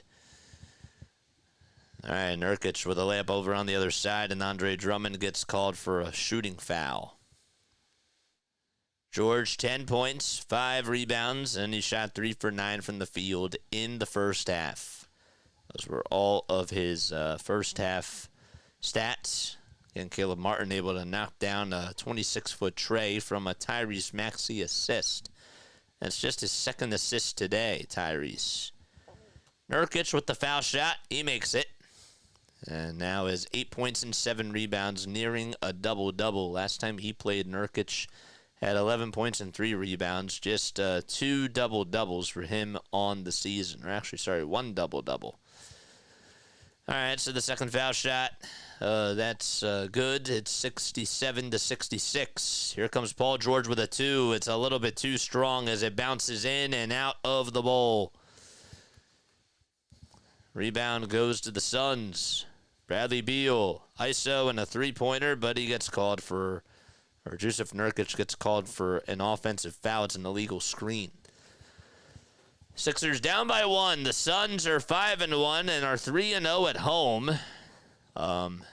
Here at the Footprint Center. 67-66 is the score. Here comes a little pick and roll action to Andre Drummond as Paul George gets the assist and the Sixers back out in front by 1. Booker to Durant over at the top of the key. Durant being guarded heavily by Paul George. Now Drummond on him. And a contested 2. Good defense by Paul George. And the rebound goes to Drummond. That's just his 3rd rebound today. Maxey with a little pick and roll as he bounces inside the Drummond. Drummond goes up with a left-handed layup. And he's met by Nurkic, who contests it. And rebound goes to Kevin Durant. They swing it around the timeline. Booker back to Beal at the top of the key. Booker gets it back over on the right wing, being guarded heavily by Tyrese Maxey at the 3-point line. Beal goes down the lane. No pass to Kevin Durant as he gets it loose. And Oubre, as he was falling out of bounds, got it and then bounced it off of Durant's foot, and it went out of bounds. Nice recognition by Kelly Oubre Jr.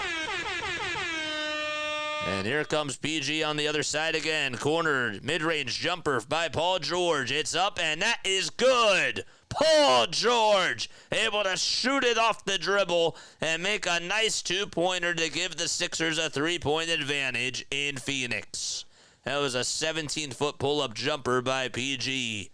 Beal with a pass inside to Nurkic, and Nurkic with nobody on him slams it home. Sixers back only up by 1. We've been riding the seesaw. It's been a game of cat and mouse. Maxey gets a screen from Drummond, puts up a 3. It's a little bit short, and Nurkic boxes out Drummond.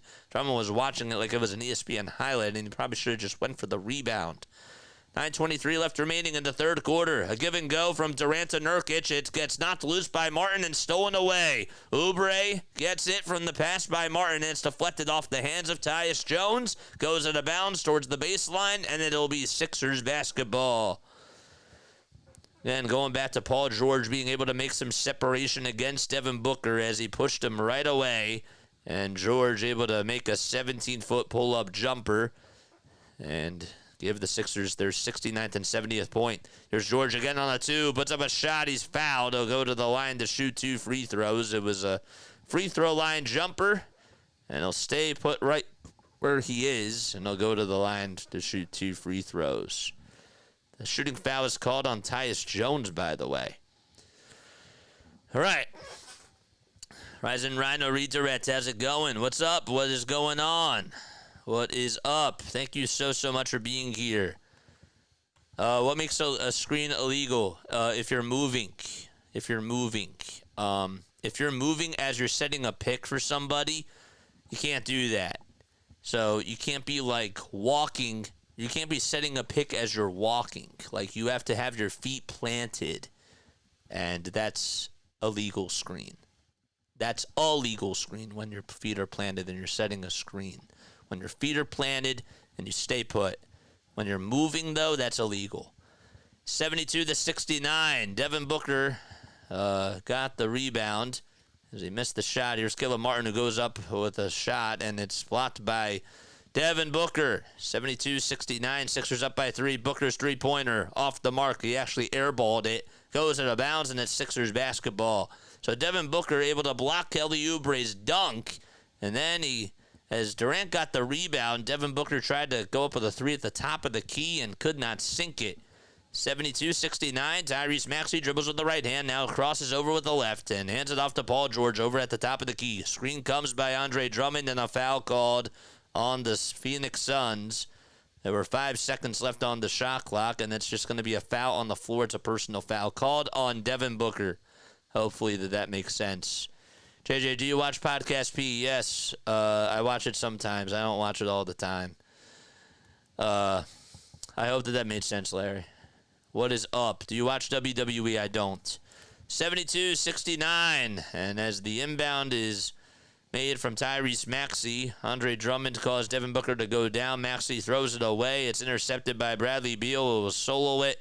And that was supposed to be Andre Drummond's basketball, but Bradley Beal came right behind him, blindsided them, and was able to get a steal off of him. It's back to a 1-point lead for the Sixers. Maxey goes into the lane. Now he's over at the elbow. Bouncer, or fakes the bounce pass to Drummond, and he goes up with a 2, and he got it. Man, Tyrese Maxey thought he was going to bounce pass it, and he had some misdirection there, like he was faking a throw like a quarterback. Suns can't make a shot. They can't buy a bucket. Maxey gets a screen again by Andre Drummond, steps back, pulls up for 2, and it's off the mark. He could not trickle it in. 74-71. Tyrese Maxey leading the way for the Sixers with 14, along with Paul George. Booker with an elbow J. Yes. Devin Booker able to hit a deuce, and it's 8 points for him tonight. It was a 19-foot pull-up jumper, and the Suns now down by 1. George, over on the near corner, goes down the lane, being guarded heavily by Devin Booker and Jusuf Nurkic. Drummond goes down now as he gets the pass, and Drummond can't make the layup. There was some contact there, but the whistles remain silent. Beal for a tray. Got it. Nothing but net for Bradley Beal as he has ice in his veins. And the Suns are up by 2. 76-74. 76ers down by 2 with 7:05 left to go in the third quarter. And timeout called by Nick Nurse. So Beal with a 22-foot three-pointer, able to make it. So again, the Suns are 5-1. They're off to a really, really good start. Sixers just 1-4.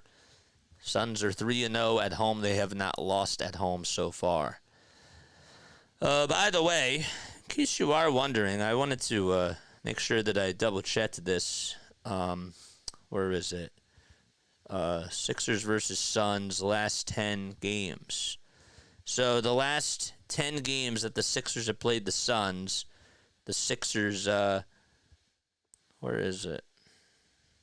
These are the last 5 games. Now I want to see the last 10 games. Last 10 games record. Games record. Sixers lost their last time that they played against the Suns. That was on March 20th. They lost 115-102. However, they are 4-9 in their last 13 games. They were at one point on what was a 6-game losing streak, which started back in November of 2019, and that ended in November of 2022. So, makes a lot of sense. What else? Any other questions? Yeah, it did. Kind of like a charge versus defensive foul. Got to establish. Correct. You got to plant your feet. You have to be able to plant your feet. And I say sometimes plant a seed into the ground. Plant a seed into the ground, and you can't shift. You can't provide any sort of movement or anything like that. Motion. Yeah. It's kind of like a charge versus a defensive foul. Yeah, you got to establish position. That's exactly what it is.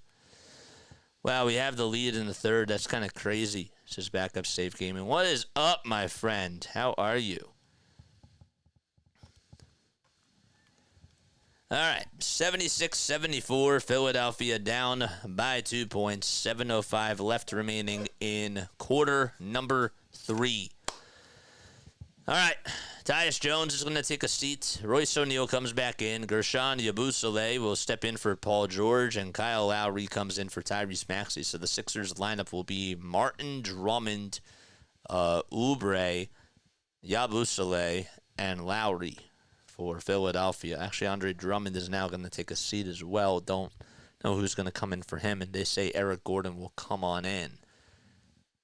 Or scratch that, they say they're making all these mistakes now. Gordon comes in. Kyle Lowry and Yabusele also come in as well for the Sixers. That's what I'm going to say right now. So Maxey is actually still out there. I was going to say, I don't know why you would sit one of those two guys or both of those guys. Lowry puts up a 3 at the top of the key. Can't get the friendly bounce as it was a little bit short. Sixers had the look, just could not execute. Booker got the rebound. Durant inside to Nurkic. It's swatted by Lowry and a foul called on the Sixers. That was probably a good foul there, too, by Philadelphia. It's on Yabusele. 76-74. And Lowry does get called for the shooting foul, so I stand corrected. Nurkic with a double-double, 11 points and 13 rebounds in this ball game so far. Makes the first foul shot to make it 77-74. So the Sixers do trail by 3.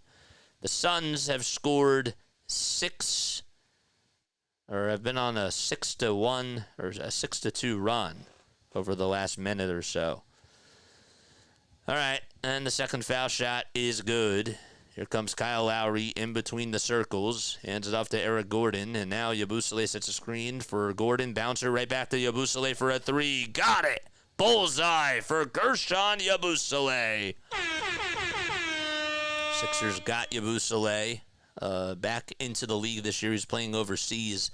First time that he's played for an NBA team since the 2018-19 season. The Sixers wanted to get him a couple of years ago, but then they were able to finally get him after the Olympics because he balled out and played really, really well.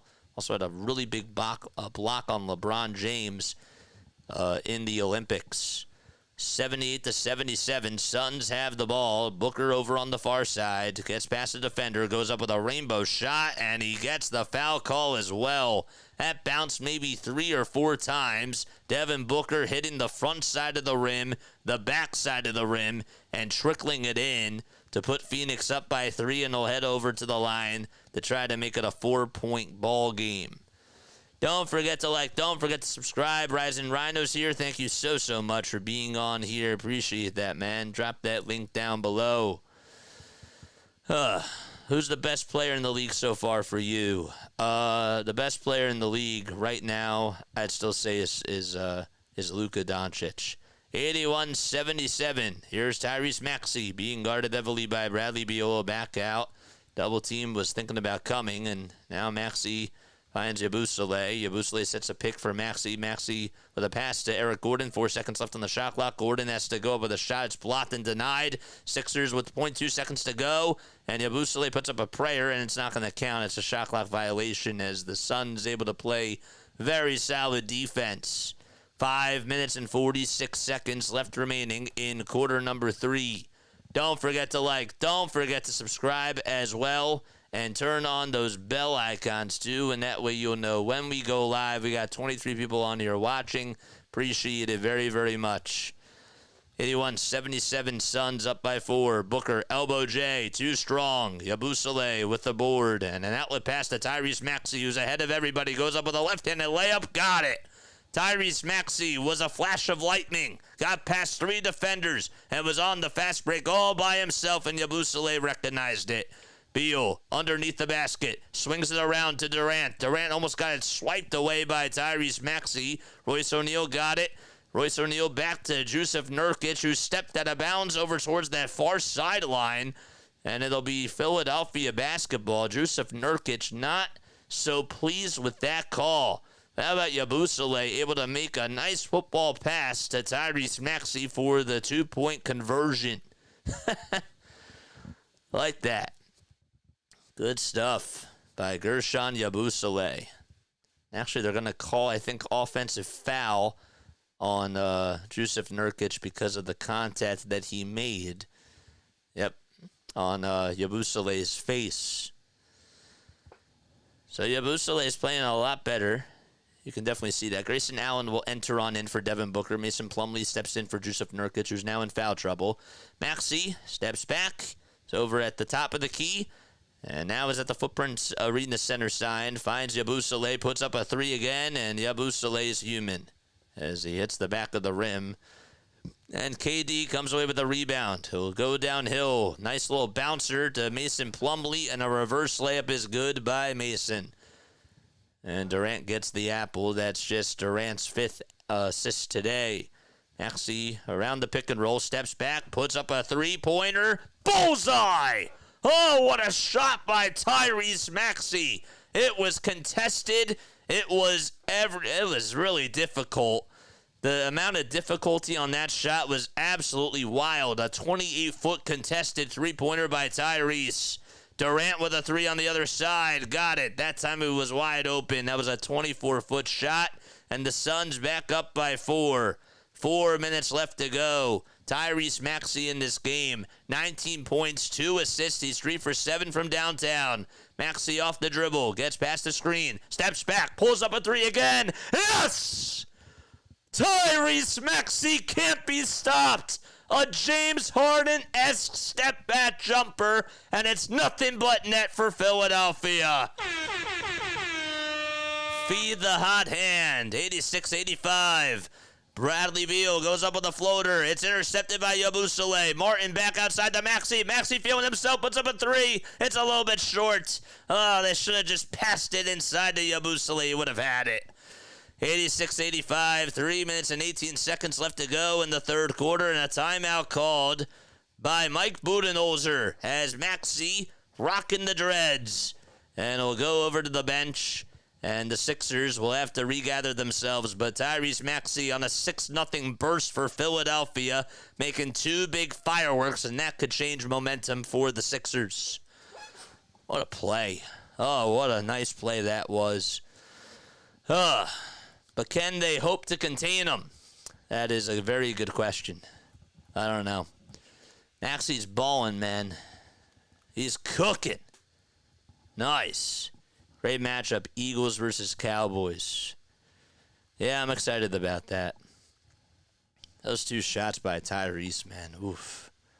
The last one, I could tell that he wanted to just shoot it and just fire it, and he probably should have just passed it, but that felt a little bit forced, you know what I mean? But, you know, by all means, I want him to take shots. He has to take the shots. That's what they got Tyrese Maxey for. 22 points, and we're not even through the third quarter yet. And he's 9 for 15 from the field, so he's been really efficient. 4 for 9 from 3. And, yeah, he's doing his job. Paul George, in case you are wondering, George today, 19 minutes, 14 points. He's played pretty well. It started off cold in the first quarter. He is 1 for 5 from 3, but that's gonna change for sure. Sixers are also getting production from their bench. Kyle Lowry and Gershon Yabusele have been balling for sure. They've combined to score 22 points in a matter of a total of 34 minutes as well. Yabusele, 5 assists, 5 rebounds. He's been out of his mind here, really. Gershon's been a really good key piece in this ball game. He had 9 points in his last game in 19 minutes. He's been, to average 7.2 points per game and 3.8 rebounds and 2 assists in the amount of minutes that he's getting, 19 minutes, that's pretty good. The Sixers, I sort of take away something from that because he could be another one of those backup guys who comes off the bench for when Joel Embiid does play. Drummond obviously is going to be coming off the bench too, but if the Sixers want to go to him for some size and have him out there in the rotation, maybe sit Oubre and have him come off the bench, Gershon might give them some versatility in that regard, and that could be really beneficial. So I like that. I like that very, very much. What's up? Stopping by after Monday Night Football. Go Sixers, Bone Canoe says. Yes, sir. Yes, sir. Here we go. So the Suns are on offense. They get to advance the basketball.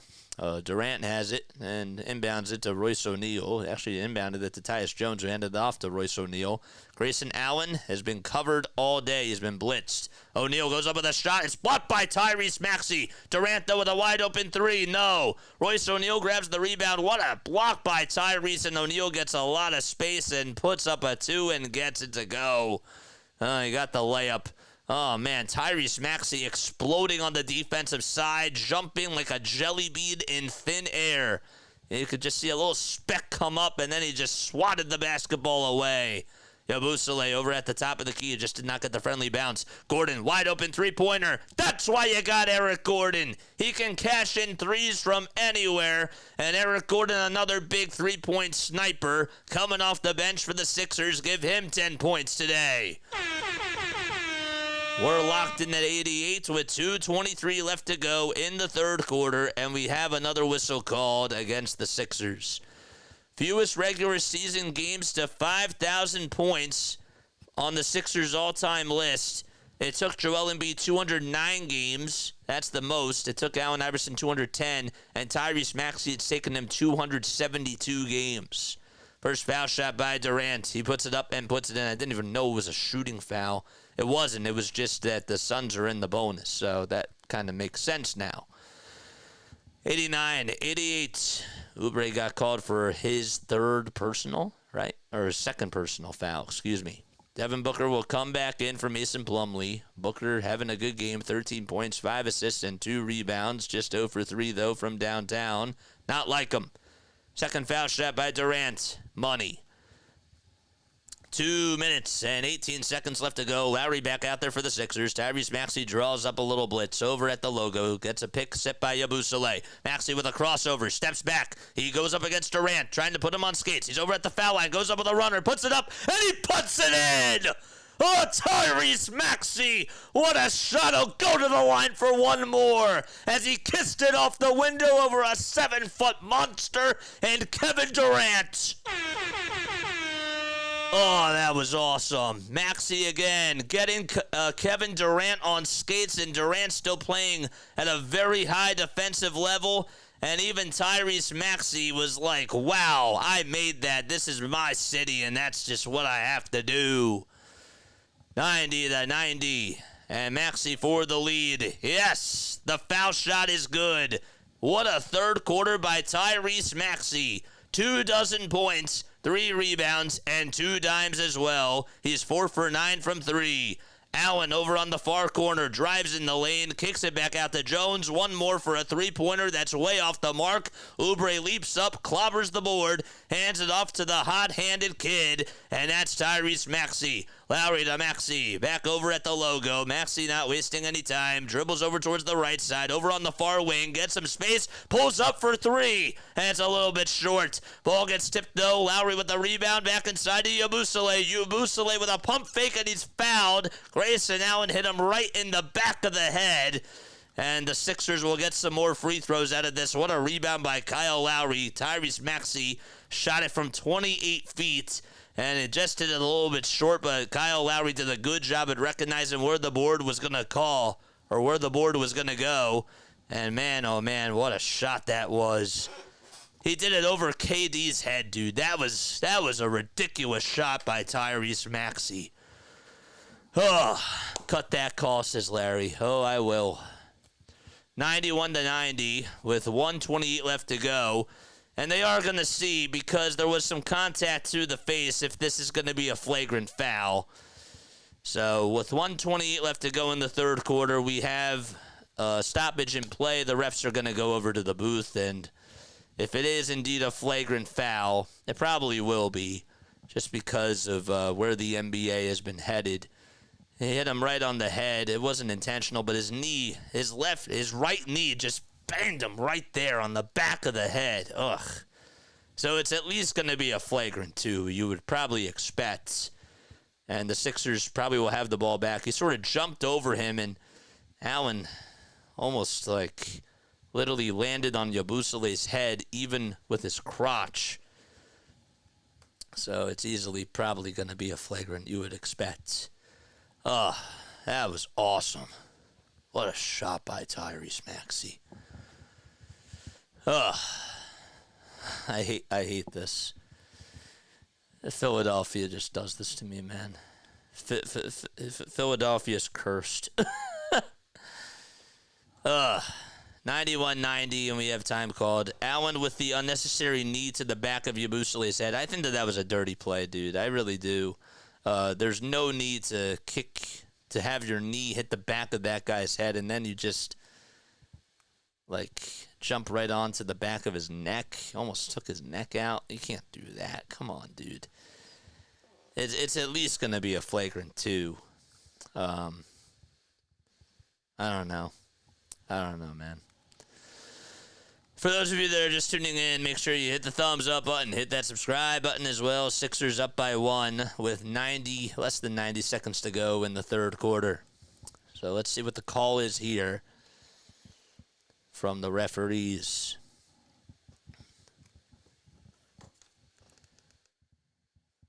All right.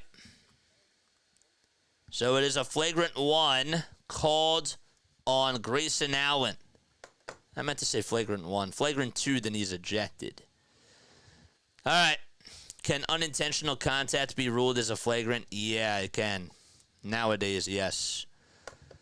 So Yabusele is going to go to the foul line. They'll shoot 2 free throws, and the Sixers will also get the ball back as well. Yabusele will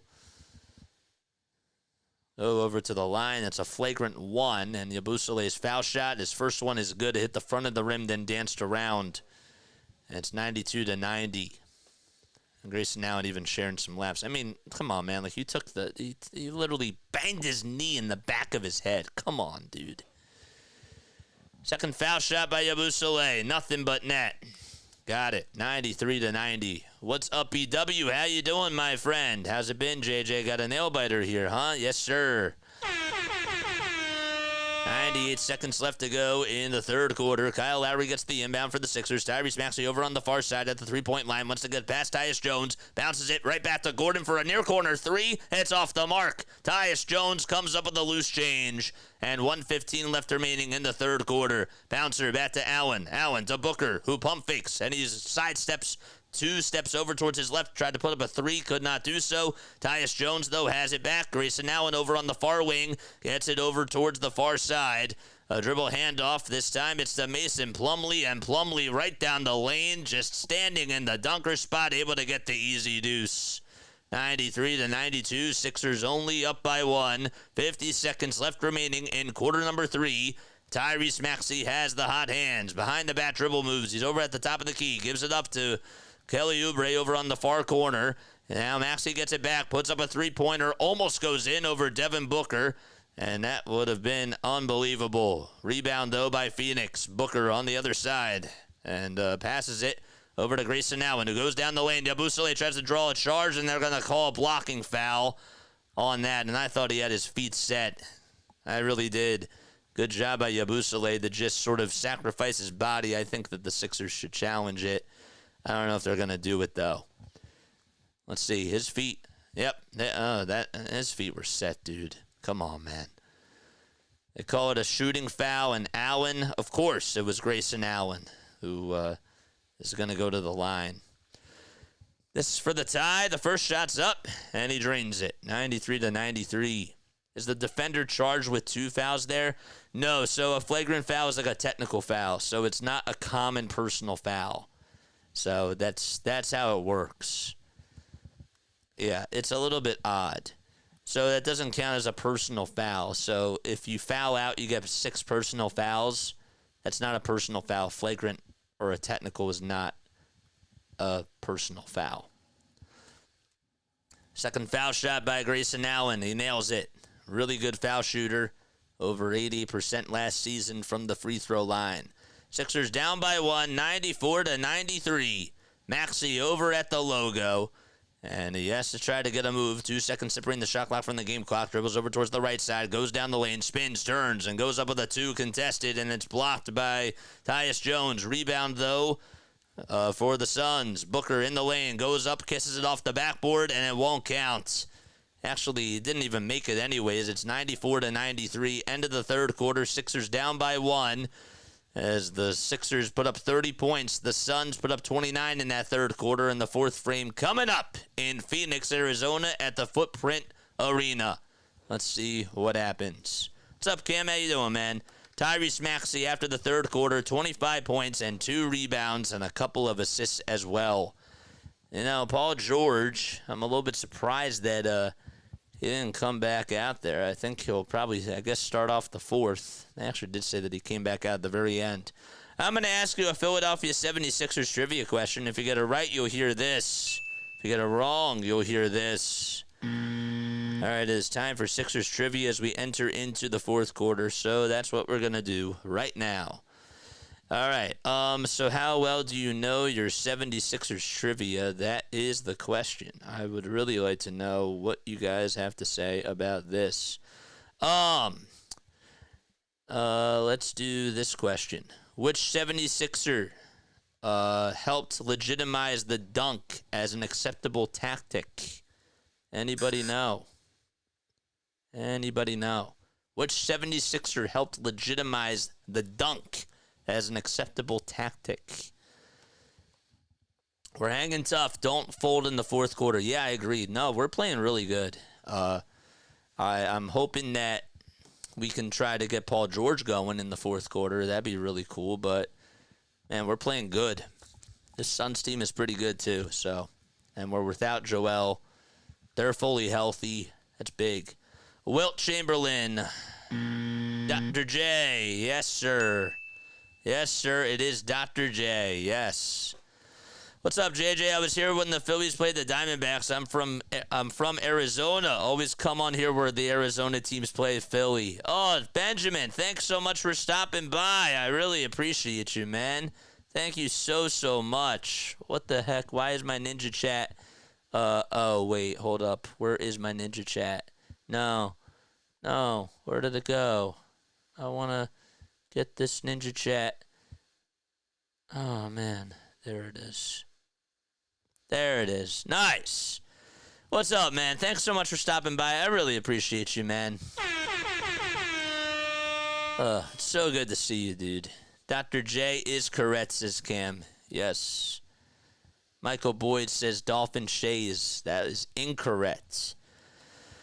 94-93, the Suns up by 1. Tyrese Maxey leading the way in the scoring department. 25 points for him, 13. He had a baker's dozen in that third quarter. Tyus Jones gets it over at the top of the perimeter, hands it off to Devin Booker. Booker back outside, three-pointer by Jones. It goes in and out, and Caleb Martin got the rebound and then just tipped it out as he was running out of bounds over Grayson Allen. It actually caught the left side of his chest. And a good recognition as Martin could not get his footing down as he tried to jump up with the rebound, and then midair just spiked it right off of his chest. Here's PG over at the top of the key, goes towards the corner, puts up a 2, and he's fouled. He'll head on over to the foul line, and he'll shoot 2 free throws right at the nail. That was the word I was looking for. I was looking for the nail. That's another word for foul line that I just thought of today.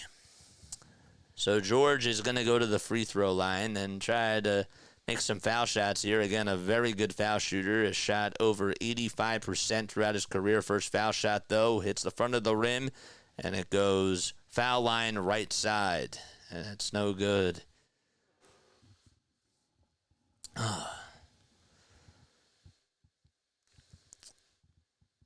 What the heck are they talking about here? We're also trying to see if Juan Soto is going to sign tonight with any team in free agency. I don't know if that's even going to happen.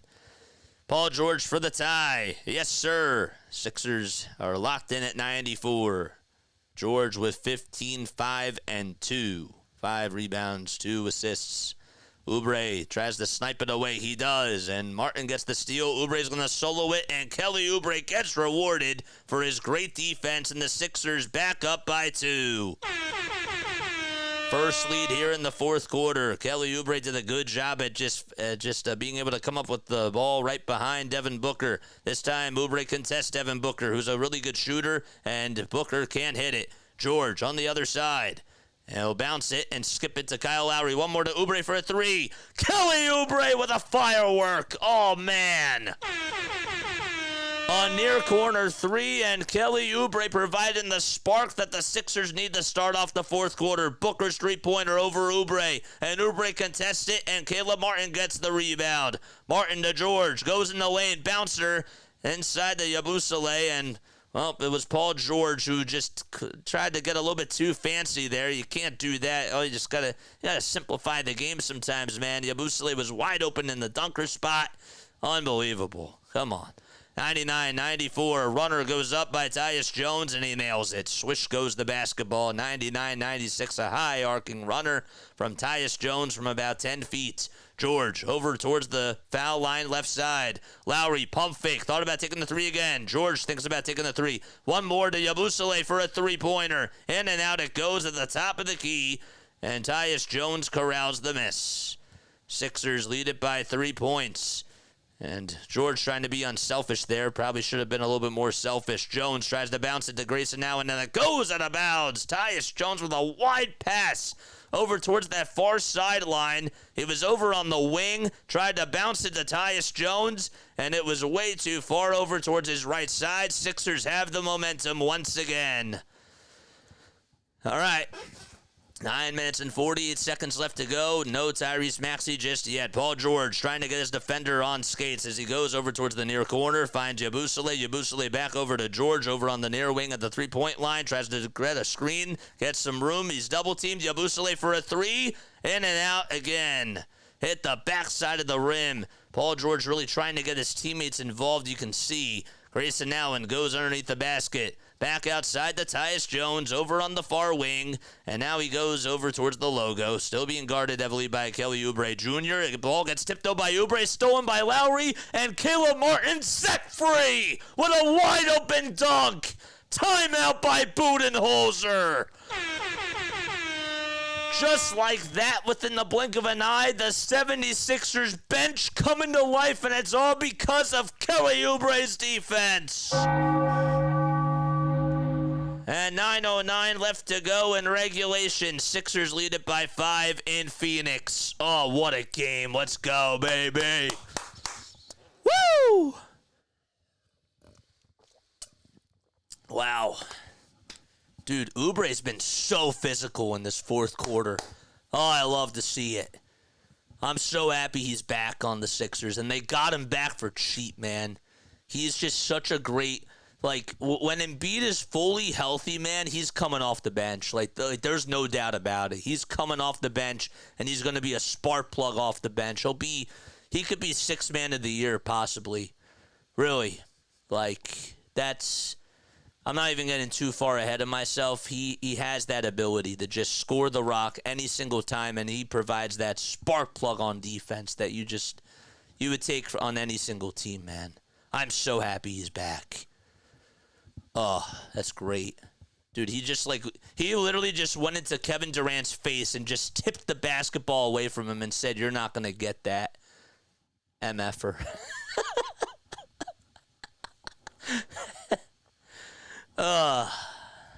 Wow.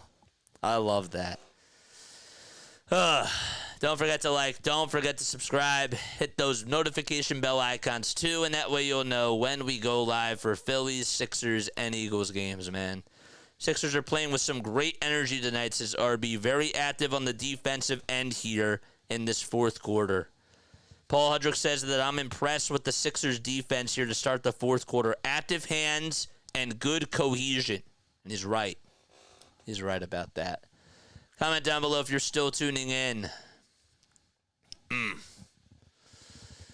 8-2 run to start off the fourth. They got to keep it up. Got to keep it up. I declare a win now. I like close games, but that's JJ. I'm going to see if I can help out with something for a Bridgeport Islanders game, dude. That's so sick. You should do it. Totally do it. Nice. Oubre with 11 points, 3 rebounds, 2 steals, and he's been making an impact in this fourth quarter. His plus-minus is at a -3, but don't look at that. That doesn't tell the full story. with how great he's played in this fourth quarter. Sixers have been able to score 10 points off of the Suns' turnovers here in the second half. Caleb Martin steps back in for the Sixers. They acquired him from the Miami Heat. He actually was a free agent this year, and the Sixers were able to get him on a cheap deal as well. All right, 101-96, Philadelphia leads it by 5. George, Martin, Oubre, Yabusele, and Lowry all out there for the Sixers. Durant, Beal, Booker, O'Neal, and Plumlee out there for the Suns. So Bradley Beal comes back in. Durant with a step back J, too easy. Mid-range jumper for Kevin Durant, locked, loaded, and fueled. A 12-foot shot by Kevin Durant. George gets some space. Now pick and roll offense to Yabusele as he goes down the lane. Oubre over on the far sideline gets a screen set by Yabusele. Oubre's three goes in and out. Oh, man. And it goes out of bounds. Last touch by Kyle Lowry. Man, Oubre almost had that. That was so close. Hit the backside of the rim, but it could have went in. So we're only up by 3, Philadelphia. Beal being guarded by Paul George. Lockdown defense from him. They swing it out to Royce O'Neal at the top of the perimeter. And we have a whistle called, and that's going to go against Kelly Oubre. It's a personal foul. And Tyrese Maxey will step back in for Kyle Lowry as Nick Nurse wants to make a chess move. Let's see again. I mean, they got the switch. Caleb Martin was guarding Kevin Durant, and I mean, it's really hard to stop that guy. 101-98. 8:10 left to go in the fourth quarter. Catching and firing is Royce O'Neal, and he has been unstoppable shooting the basketball from 3 as we're locked in at 101. Got to cover him. He's been making the shots today. George over on the near side. Gets trapped into the corner. Double teamed. He goes. Yabusele back to Tyrese Maxey. Maxey at the logo. Finds Paul George. George to Yabusele again. They play a game of catch. Yabusele goes downhill. Pump fake goes up for a 2, and he lost the ball. And they're going to say it was last touch by Yabusele. And probably it should have been a foul called. But nonetheless, it'll be Phoenix ball. There's David Fizdale, the former head coach of the New York Knicks. He's now an assistant coach for the Phoenix Suns.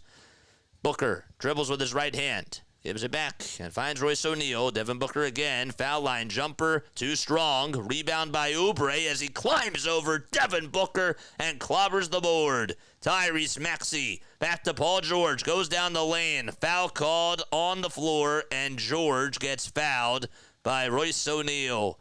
O'Neal's been a defensive menace throughout his whole entire career, and is still putting the clamps down on defense. 15 points today, though, on offense. He's 5 for 6 from 3. Cannot be stopped, and he's been one of the main reasons why the Suns have been in this ball game.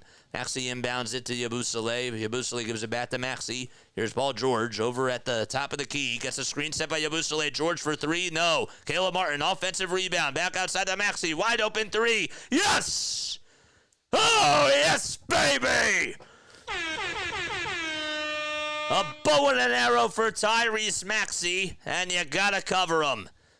104-101, 6:50 left to go in the fourth quarter. Durant for 3 on the other side. Nothing but net, and Kevin Durant, the villain, able to answer back. Oh, man, 6 minutes and 40 seconds left to go, and Tyrese Maxey has the rock. That was a 25-foot jumper by Kevin Durant. Maxey dribbles over towards the left side, gets some space, puts up a 3 again. Yes! Tyrese Maxey, what a second half he's had. He's having a party out in Phoenix, and the Sixers now 18 for 45 from 3. Durant's 2, off the mark. Nurkic, offensive rebound. Booker for 3, no good. He flops. Yabusele with the rebound. Hands it back off to Maxey. Outlet to Kelly Oubre. Oubre goes downhill. Hands it back off. Kicks it out to Yabusele for a 3. Yes, sir! And just like that, the Sixers go up by 6. Gershon Yabusele able to nail a 27-foot jumper wide open, and the Suns call for time. Wow, let's go. Oh, Tyrese Maxey, you are a star. Let's go. And Gershon Yabusele, he's playing really well in this game. 14 points, 4 for 8 from 3. Maxey, 6 for 13 from downtown. 31 points for the kid. Let's go. Let's go, baby. That's awesome. Who else is tuning in? Still on here. Man, if they actually win this game, this would be huge. This is a big type of a game. This is a game, says Larry. Yes, it is. And the funny part is that Paul George is not even having a good fourth quarter. And it's been Kelly Oubre, Gershon Yabusele, and, of course, the star himself, Tyrese Maxey. They've been carrying. Oubre and Yabusele have combined to score 25 points in this game. Oubre was like, I got the first half of this fourth quarter. And then Yabusele is like, I'm going to make an impact myself. And then Tyrese Maxey comes back in and is just like, give me the damn rock. Give me the damn rock, he says. Great. Let's go. Maxey birthday takeover. Is today? Today's not his birthday, is it? It is. Today is Tyrese Maxey's birthday. How about that? Wow. I forgot about that. Happy birthday, Tyrese Maxey. That has to be on the next call, man. It is his birthday. Larry, you share the same birthday as Tyrese Maxey, man. That's insane. Wow, that's pretty cool, dude. That's so sick. All right, let's go. Come on, keep that foot on the gas pedal. We cannot let this up. Now I want to win. Let's go for the win in Phoenix. Give them their first loss at home against Kevin Durant and Devin Booker and their big three. Oh, that'd be great. Larry says that's awesome, dude. You share the same birthday as a Verge superstar for the Sixers. He's a Verge superstar, but he is a star. How old is Maxey now? 23. He just turned 24 today. Still young. All right, here we go. Let's see what the Suns drew out of this timeout. 5:50 left to go in the fourth quarter. Sixers lead it by 6. And here we go. Here's Tyus Jones. He gets a screen set by Jusuf Nurkic. Pick and roll action. Nurkic in the lane. It gets swatted away by Oubre. Oh, wow. 110 to 104. Kelly Oubre swats it away and plays physical defense all over the 7-footer Jusuf Nurkic. They're going to call a shooting foul, though, on Oubre. That was a great foul, but really just a ferocious defensive play. And a good foul as well. Nurkic with the first foul shot. Off the mark. He's not a good foul shooter. That's why it's a good foul. Maxey only had 2 points in the first quarter, 10 in the second, 13 in the third, and 6 so far here in the fourth. You add that up, you do the math, it's 31 points. Nurkic, second foul shot, that's short. And the Sixers are able to have Tyrese Maxey get the rebound. Maxey again at the Suns logo as the Sixers go from right to left. Here's Yabusele over at the top of the key. Paul George goes up with a tray, and that's off the mark. Martin tips it to Yabusele. George goes back in the lane, kicks it back out. Yabusele wide open, three-pointer. Yes! Gershon Yabusele able to knock down a wide open three. And Ricky Council with a bow and an arrow celebration over on the bench. 113-104, Durant in trouble. He has to go into the lane. Goes up against 2 people and somehow, someway makes it. Oh, the Sixers made it so difficult for him to even breathe. And yet he still was able to get a runner up and in. 27 points for Durant. George at the top of the key. Throws it away. It's stolen by Royce O'Neal. And Jusuf Nurkic with one more. It's deflected by Maxey. Royce O'Neal was wide open and Tyrese Maxey intercepted it. Paul George gets it downhill and he gets called for a travel or an offensive foul. Oh, man. How about that defense by Tyrese Maxey? I mean, Durant was coming downhill. He threw it, And then Tyrese Maxey, you thought it was going to go into Nurkic's hands, and Maxey able to utilize all of his wingspan, even as small as he is, to just catch it and take it away like it was a short cornerback going up against a high wide receiver or a tall wide receiver. Oh, man, and the Sixers are actually going to challenge this turnover called on Paul George. It was an offensive foul, and I don't think it was. So Nick Nurse says, let's get the challenge flag out. 113-106, 4:30 left to go in the fourth quarter. Sixers are playing very good basketball here in the fourth quarter. Wow. Let's go. Oh, man. Oh, boy. Poor PG, he's detracting. Yeah, I mean that play wasn't his fault.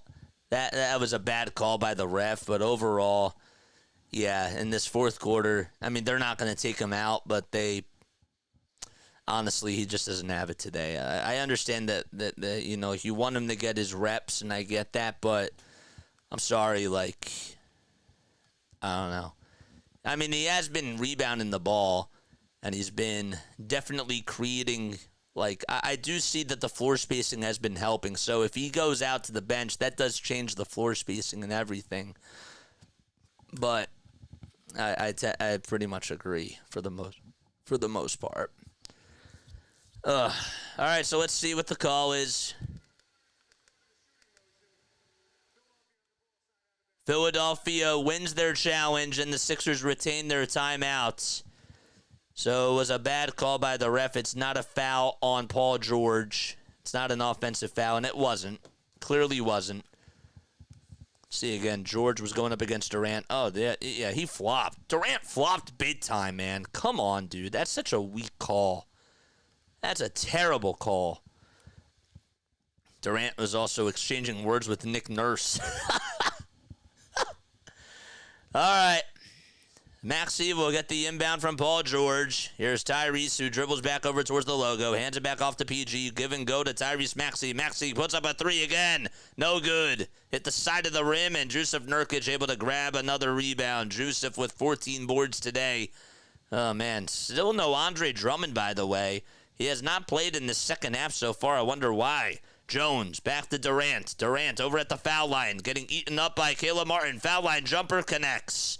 I mean, Martin still even played really good defense and put like two hands in his face, and yet he still was able to make it. It's 113-108. Cannot leave that foot off the gas pedal. Sixers have 4 timeouts. The Suns have 2. 3:50 left to go. Maxey with the ball. Finds Yabusele. Yabusele back over to Paul George over on the far wing at the three-point line. 8 seconds left on the shot clock. Yabusele goes downhill, and he throws down a dunk. Guerschon Yabusele again able to be a man amongst boys and throw it down Broadway. 115-108. He has 18 points in this ball game. Make it 19. Nurkic down the lane, parts the Red Sea, and a one-handed sledgehammer shot is good. 115-110. Sixers back, only up by 5 with 3:15 left to go. Maxey calls for time, and we have a whistle called. The Sixers will take a timeout. There's Sean Yabusele, man. What a play. And George gets another assist from that. He's just been finding his teammates, man. He realizes he doesn't have it tonight. I got to give him credit for that. I thought that maybe, you know what, Paul George would be like one of those guys where, you know, he sort of has to have the ball and shoot himself out of the slump. But he's being unselfish. He knows that it's not his night. He knows that he's trying to get his teammates involved, and I sort of like that, even though I tend to agree with Larry. You know, Yabusele is feeling himself. He is, dude. Good for him. I mean, a guy who was, again, like, played at the Olympics and shined and just, like, finally got an NBA deal and hasn't been in the league in 5 years. Like, he's been balling, not even just in this game, but just overall this year. I like him coming off the bench. And, again, they can get creative, like, when Joel does play, and maybe put him at the 4, you know, to, like, start off some games. You know, he's a guy that can give you, like, 19 to 20 good minutes, possibly, and that's good. Like, he's given you more than Tobias Harris ever did, so that's that's a lot. But, yeah, he's playing great defense, great offense as well.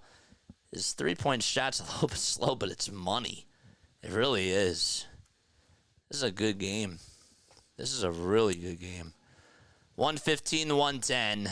Sixers up by 5. It is 12:22 p.m. Eastern Time. Guerschon Yabusele hanging on to the rim and just saying, no, no, no. He didn't do the finger wag, but he said, yep, you can't stop me. A 19-point game for him. That's a career high. 6 rebounds and 6 assists as well for him. George over on the far side. George gets past a couple of defenders. Goes down the lane, hands it back off to Maxey. Maxey goes downhill, finds Caleb Martin. One more to Yabusele for a wide-open three-pointer. Off the mark. Good pass and good swinging of the rock for the Sixers, and Kevin Durant has it. Durant being guarded by Oubre. Throws it away, though. Caleb Martin gets the steal in the backcourt. Maxey inside to Oubre. Pump fake 2. No, it's blocked by Durant. Yabusele rebound. George back to Yabusele. Wide open 3 again. Oh, the basketball gods say no. Could not trickle in. And George again being unselfish. Booker, wide open three-pointer off the screen. He has been ice cold tonight. Gets the rebound, and George gets the interception. It's thrown away. It was supposed to go to Kevin Durant over on the near corner, and Paul George says, I got it, and he runs away with the interception. Now he's at the top of the key. Maxey sets a pick for him. George gets the switch. He's being guarded by Bradley Beal. 2 minutes left to go. George wants to get going, goes downhill, hands it back outside to Yabusele, and Yabusele gets called for a travel. Come on, man. I mean, Paul George was running downhill. I could understand, like, why he wanted to pass it out, but sometimes, like, you got to just take it yourself, man. Even if a lot of guys are on you, you got to be able to draw the physical contact. Can't turn the ball over like that. 2 timeouts left for both teams. 115-110. 2 minutes left to go. Suns have the ball. Durant goes downhill, goes up with a 2, and he's fouled by Oubre.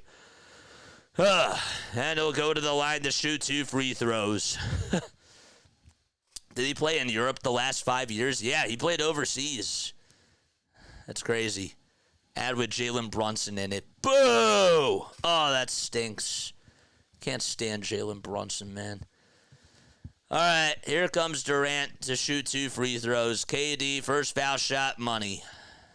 And that makes it 115-111. Durant, 29 points in this ball game, 6 assists and 4 rebounds. Again, averaging 25.8 points per game. This season, he had 21 in his last game. This would be his 4th 30-point performance this season. And that shot's up and in. Very good foul shooter. He's been an incredible foul shooter throughout his career, shooting 88% from the free throw line. Throughout his whole entire career, ever since he came into the league back in 2007.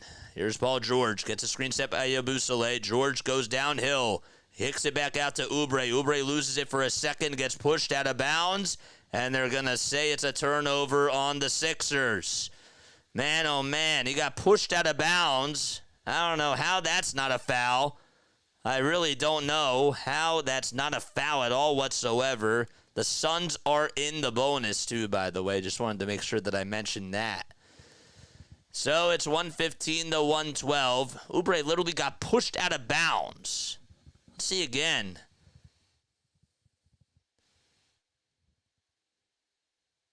Maybe not. Looked like initially he did, but then he lost his footing, and Allen, I think they're going to try to say that Allen touched it last. Oubre did a good job at trying to bounce it off of Grayson Allen, and I think that by the time he had it, I think his foot hit it. So they call a loose ball foul on Oubre. It was a Paul George turnover, a Grayson Allen steal, and Oubre gets a loose ball foul called on him. Don't know how that's even possible. No clue. No clue. Kyle Lowry will enter on in for Kelly Oubre Jr. And Oubre is going to take a seat.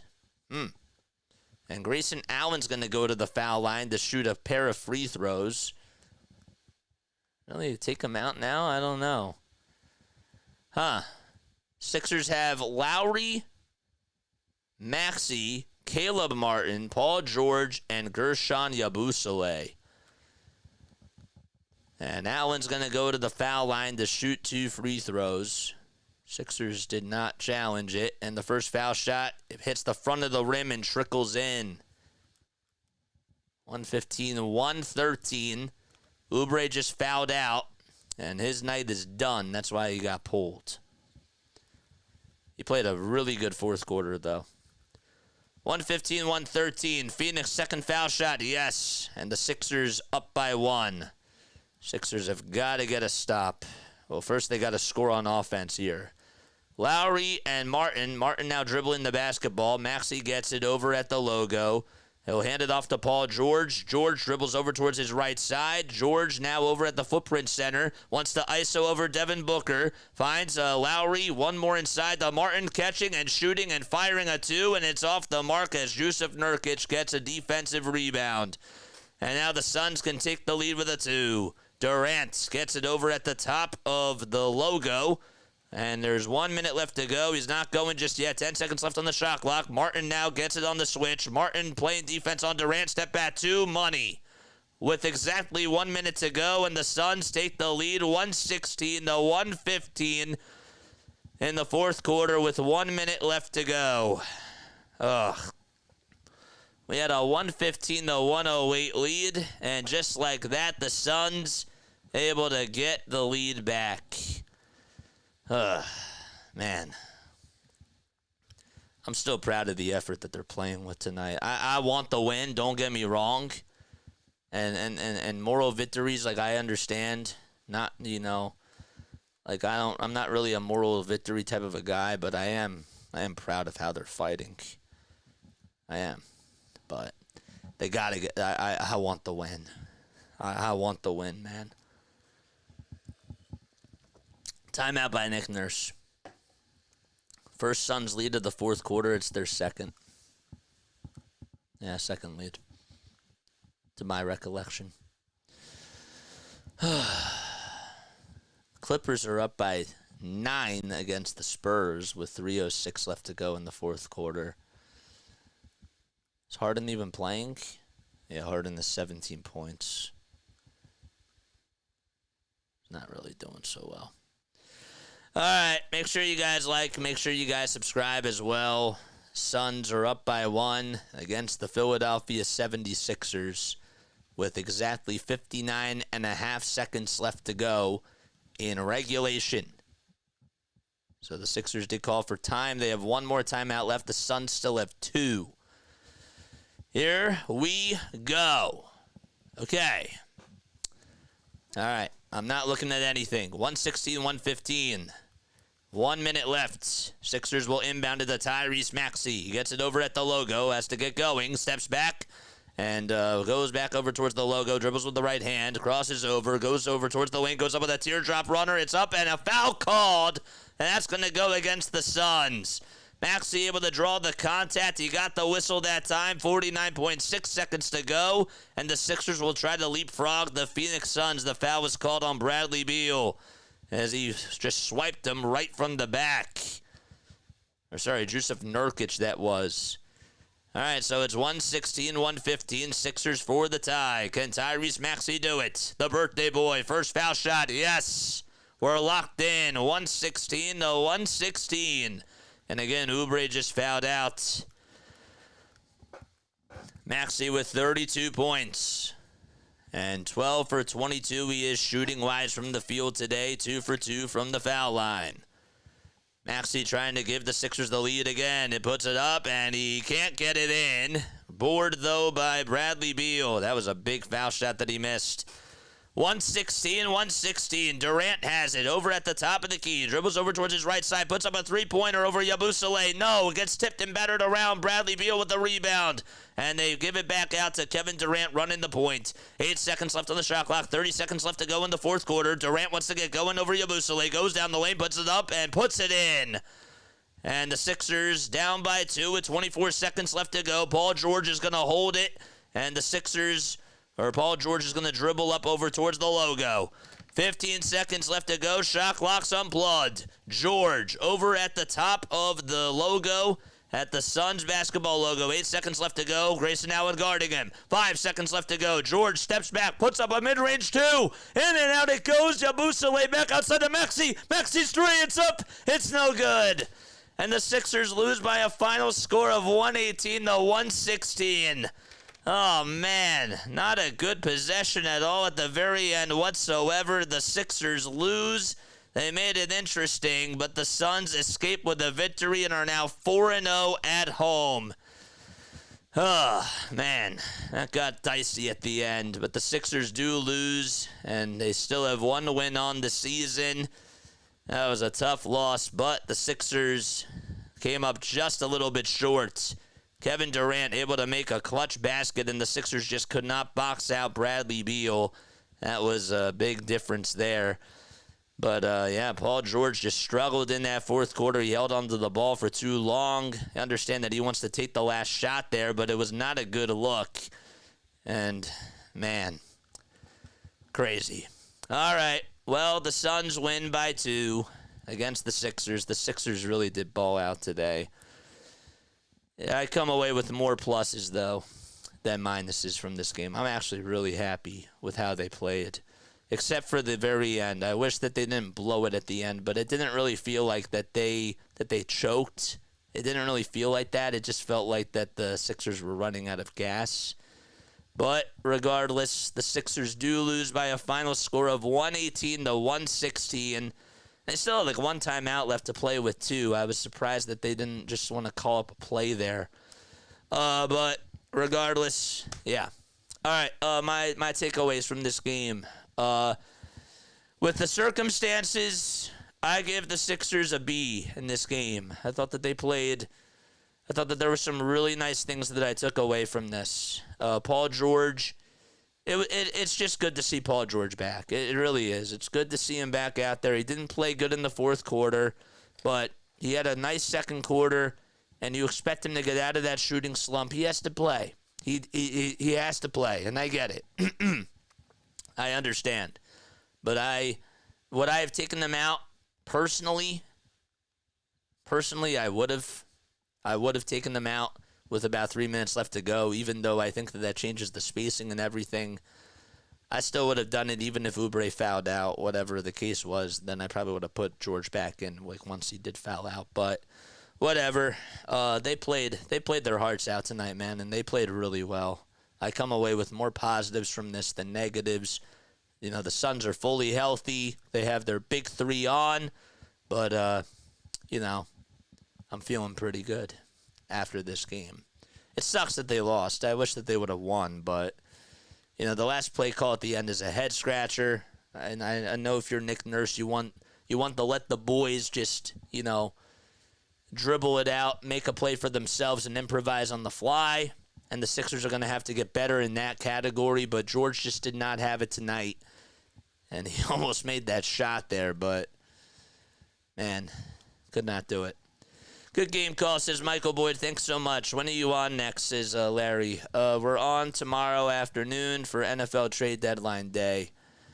All right. I love you all very, very much. Good game call. Yeah, I come away with more positives than negatives. I know that some people are probably going to be upset that they lost.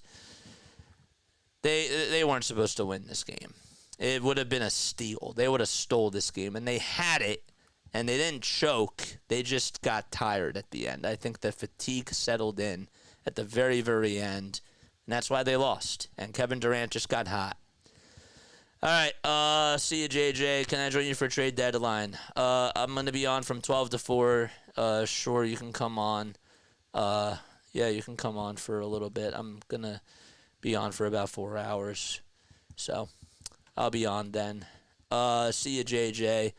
Not gonna lie, I think Yabusele was the one that screwed us, attempting way too many threes in that fourth quarter, 4 for 10 or some of that three. Britt 3 in a row. No. The reason why they lost tonight was because they could not get enough out of Paul George, but the Sixers just got fatigued at the very end. This is what happens when you have somebody new that's being implemented into the system and you're trying to get them reps into there. This is what happens, man. And I think that that's why they lost tonight. I do. So they have to go through the growing pains. And we're not even with Embiid yet. So, again, I take away more positives. But I'm just so happy that Paul George played. 15 points. I wanted 18 from him. I wanted 18, 6, and 3. I got 15, 5, and 4. I'll take that. So, all right. I love you guys, and I'll catch you all on the next one. Go Sixers. See you all tomorrow, and then we'll be back on Wednesday night for another Sixers game. They play the Clippers that night, so see you all then. PG on training wheels. Yeah.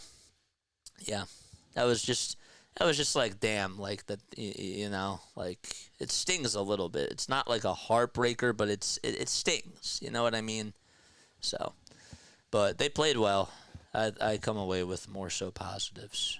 All right. Love you all. Catch you all in the next one. I'm going to stop. I'm going to go get ready for bed pretty soon, and I will catch you all tomorrow. Peace out.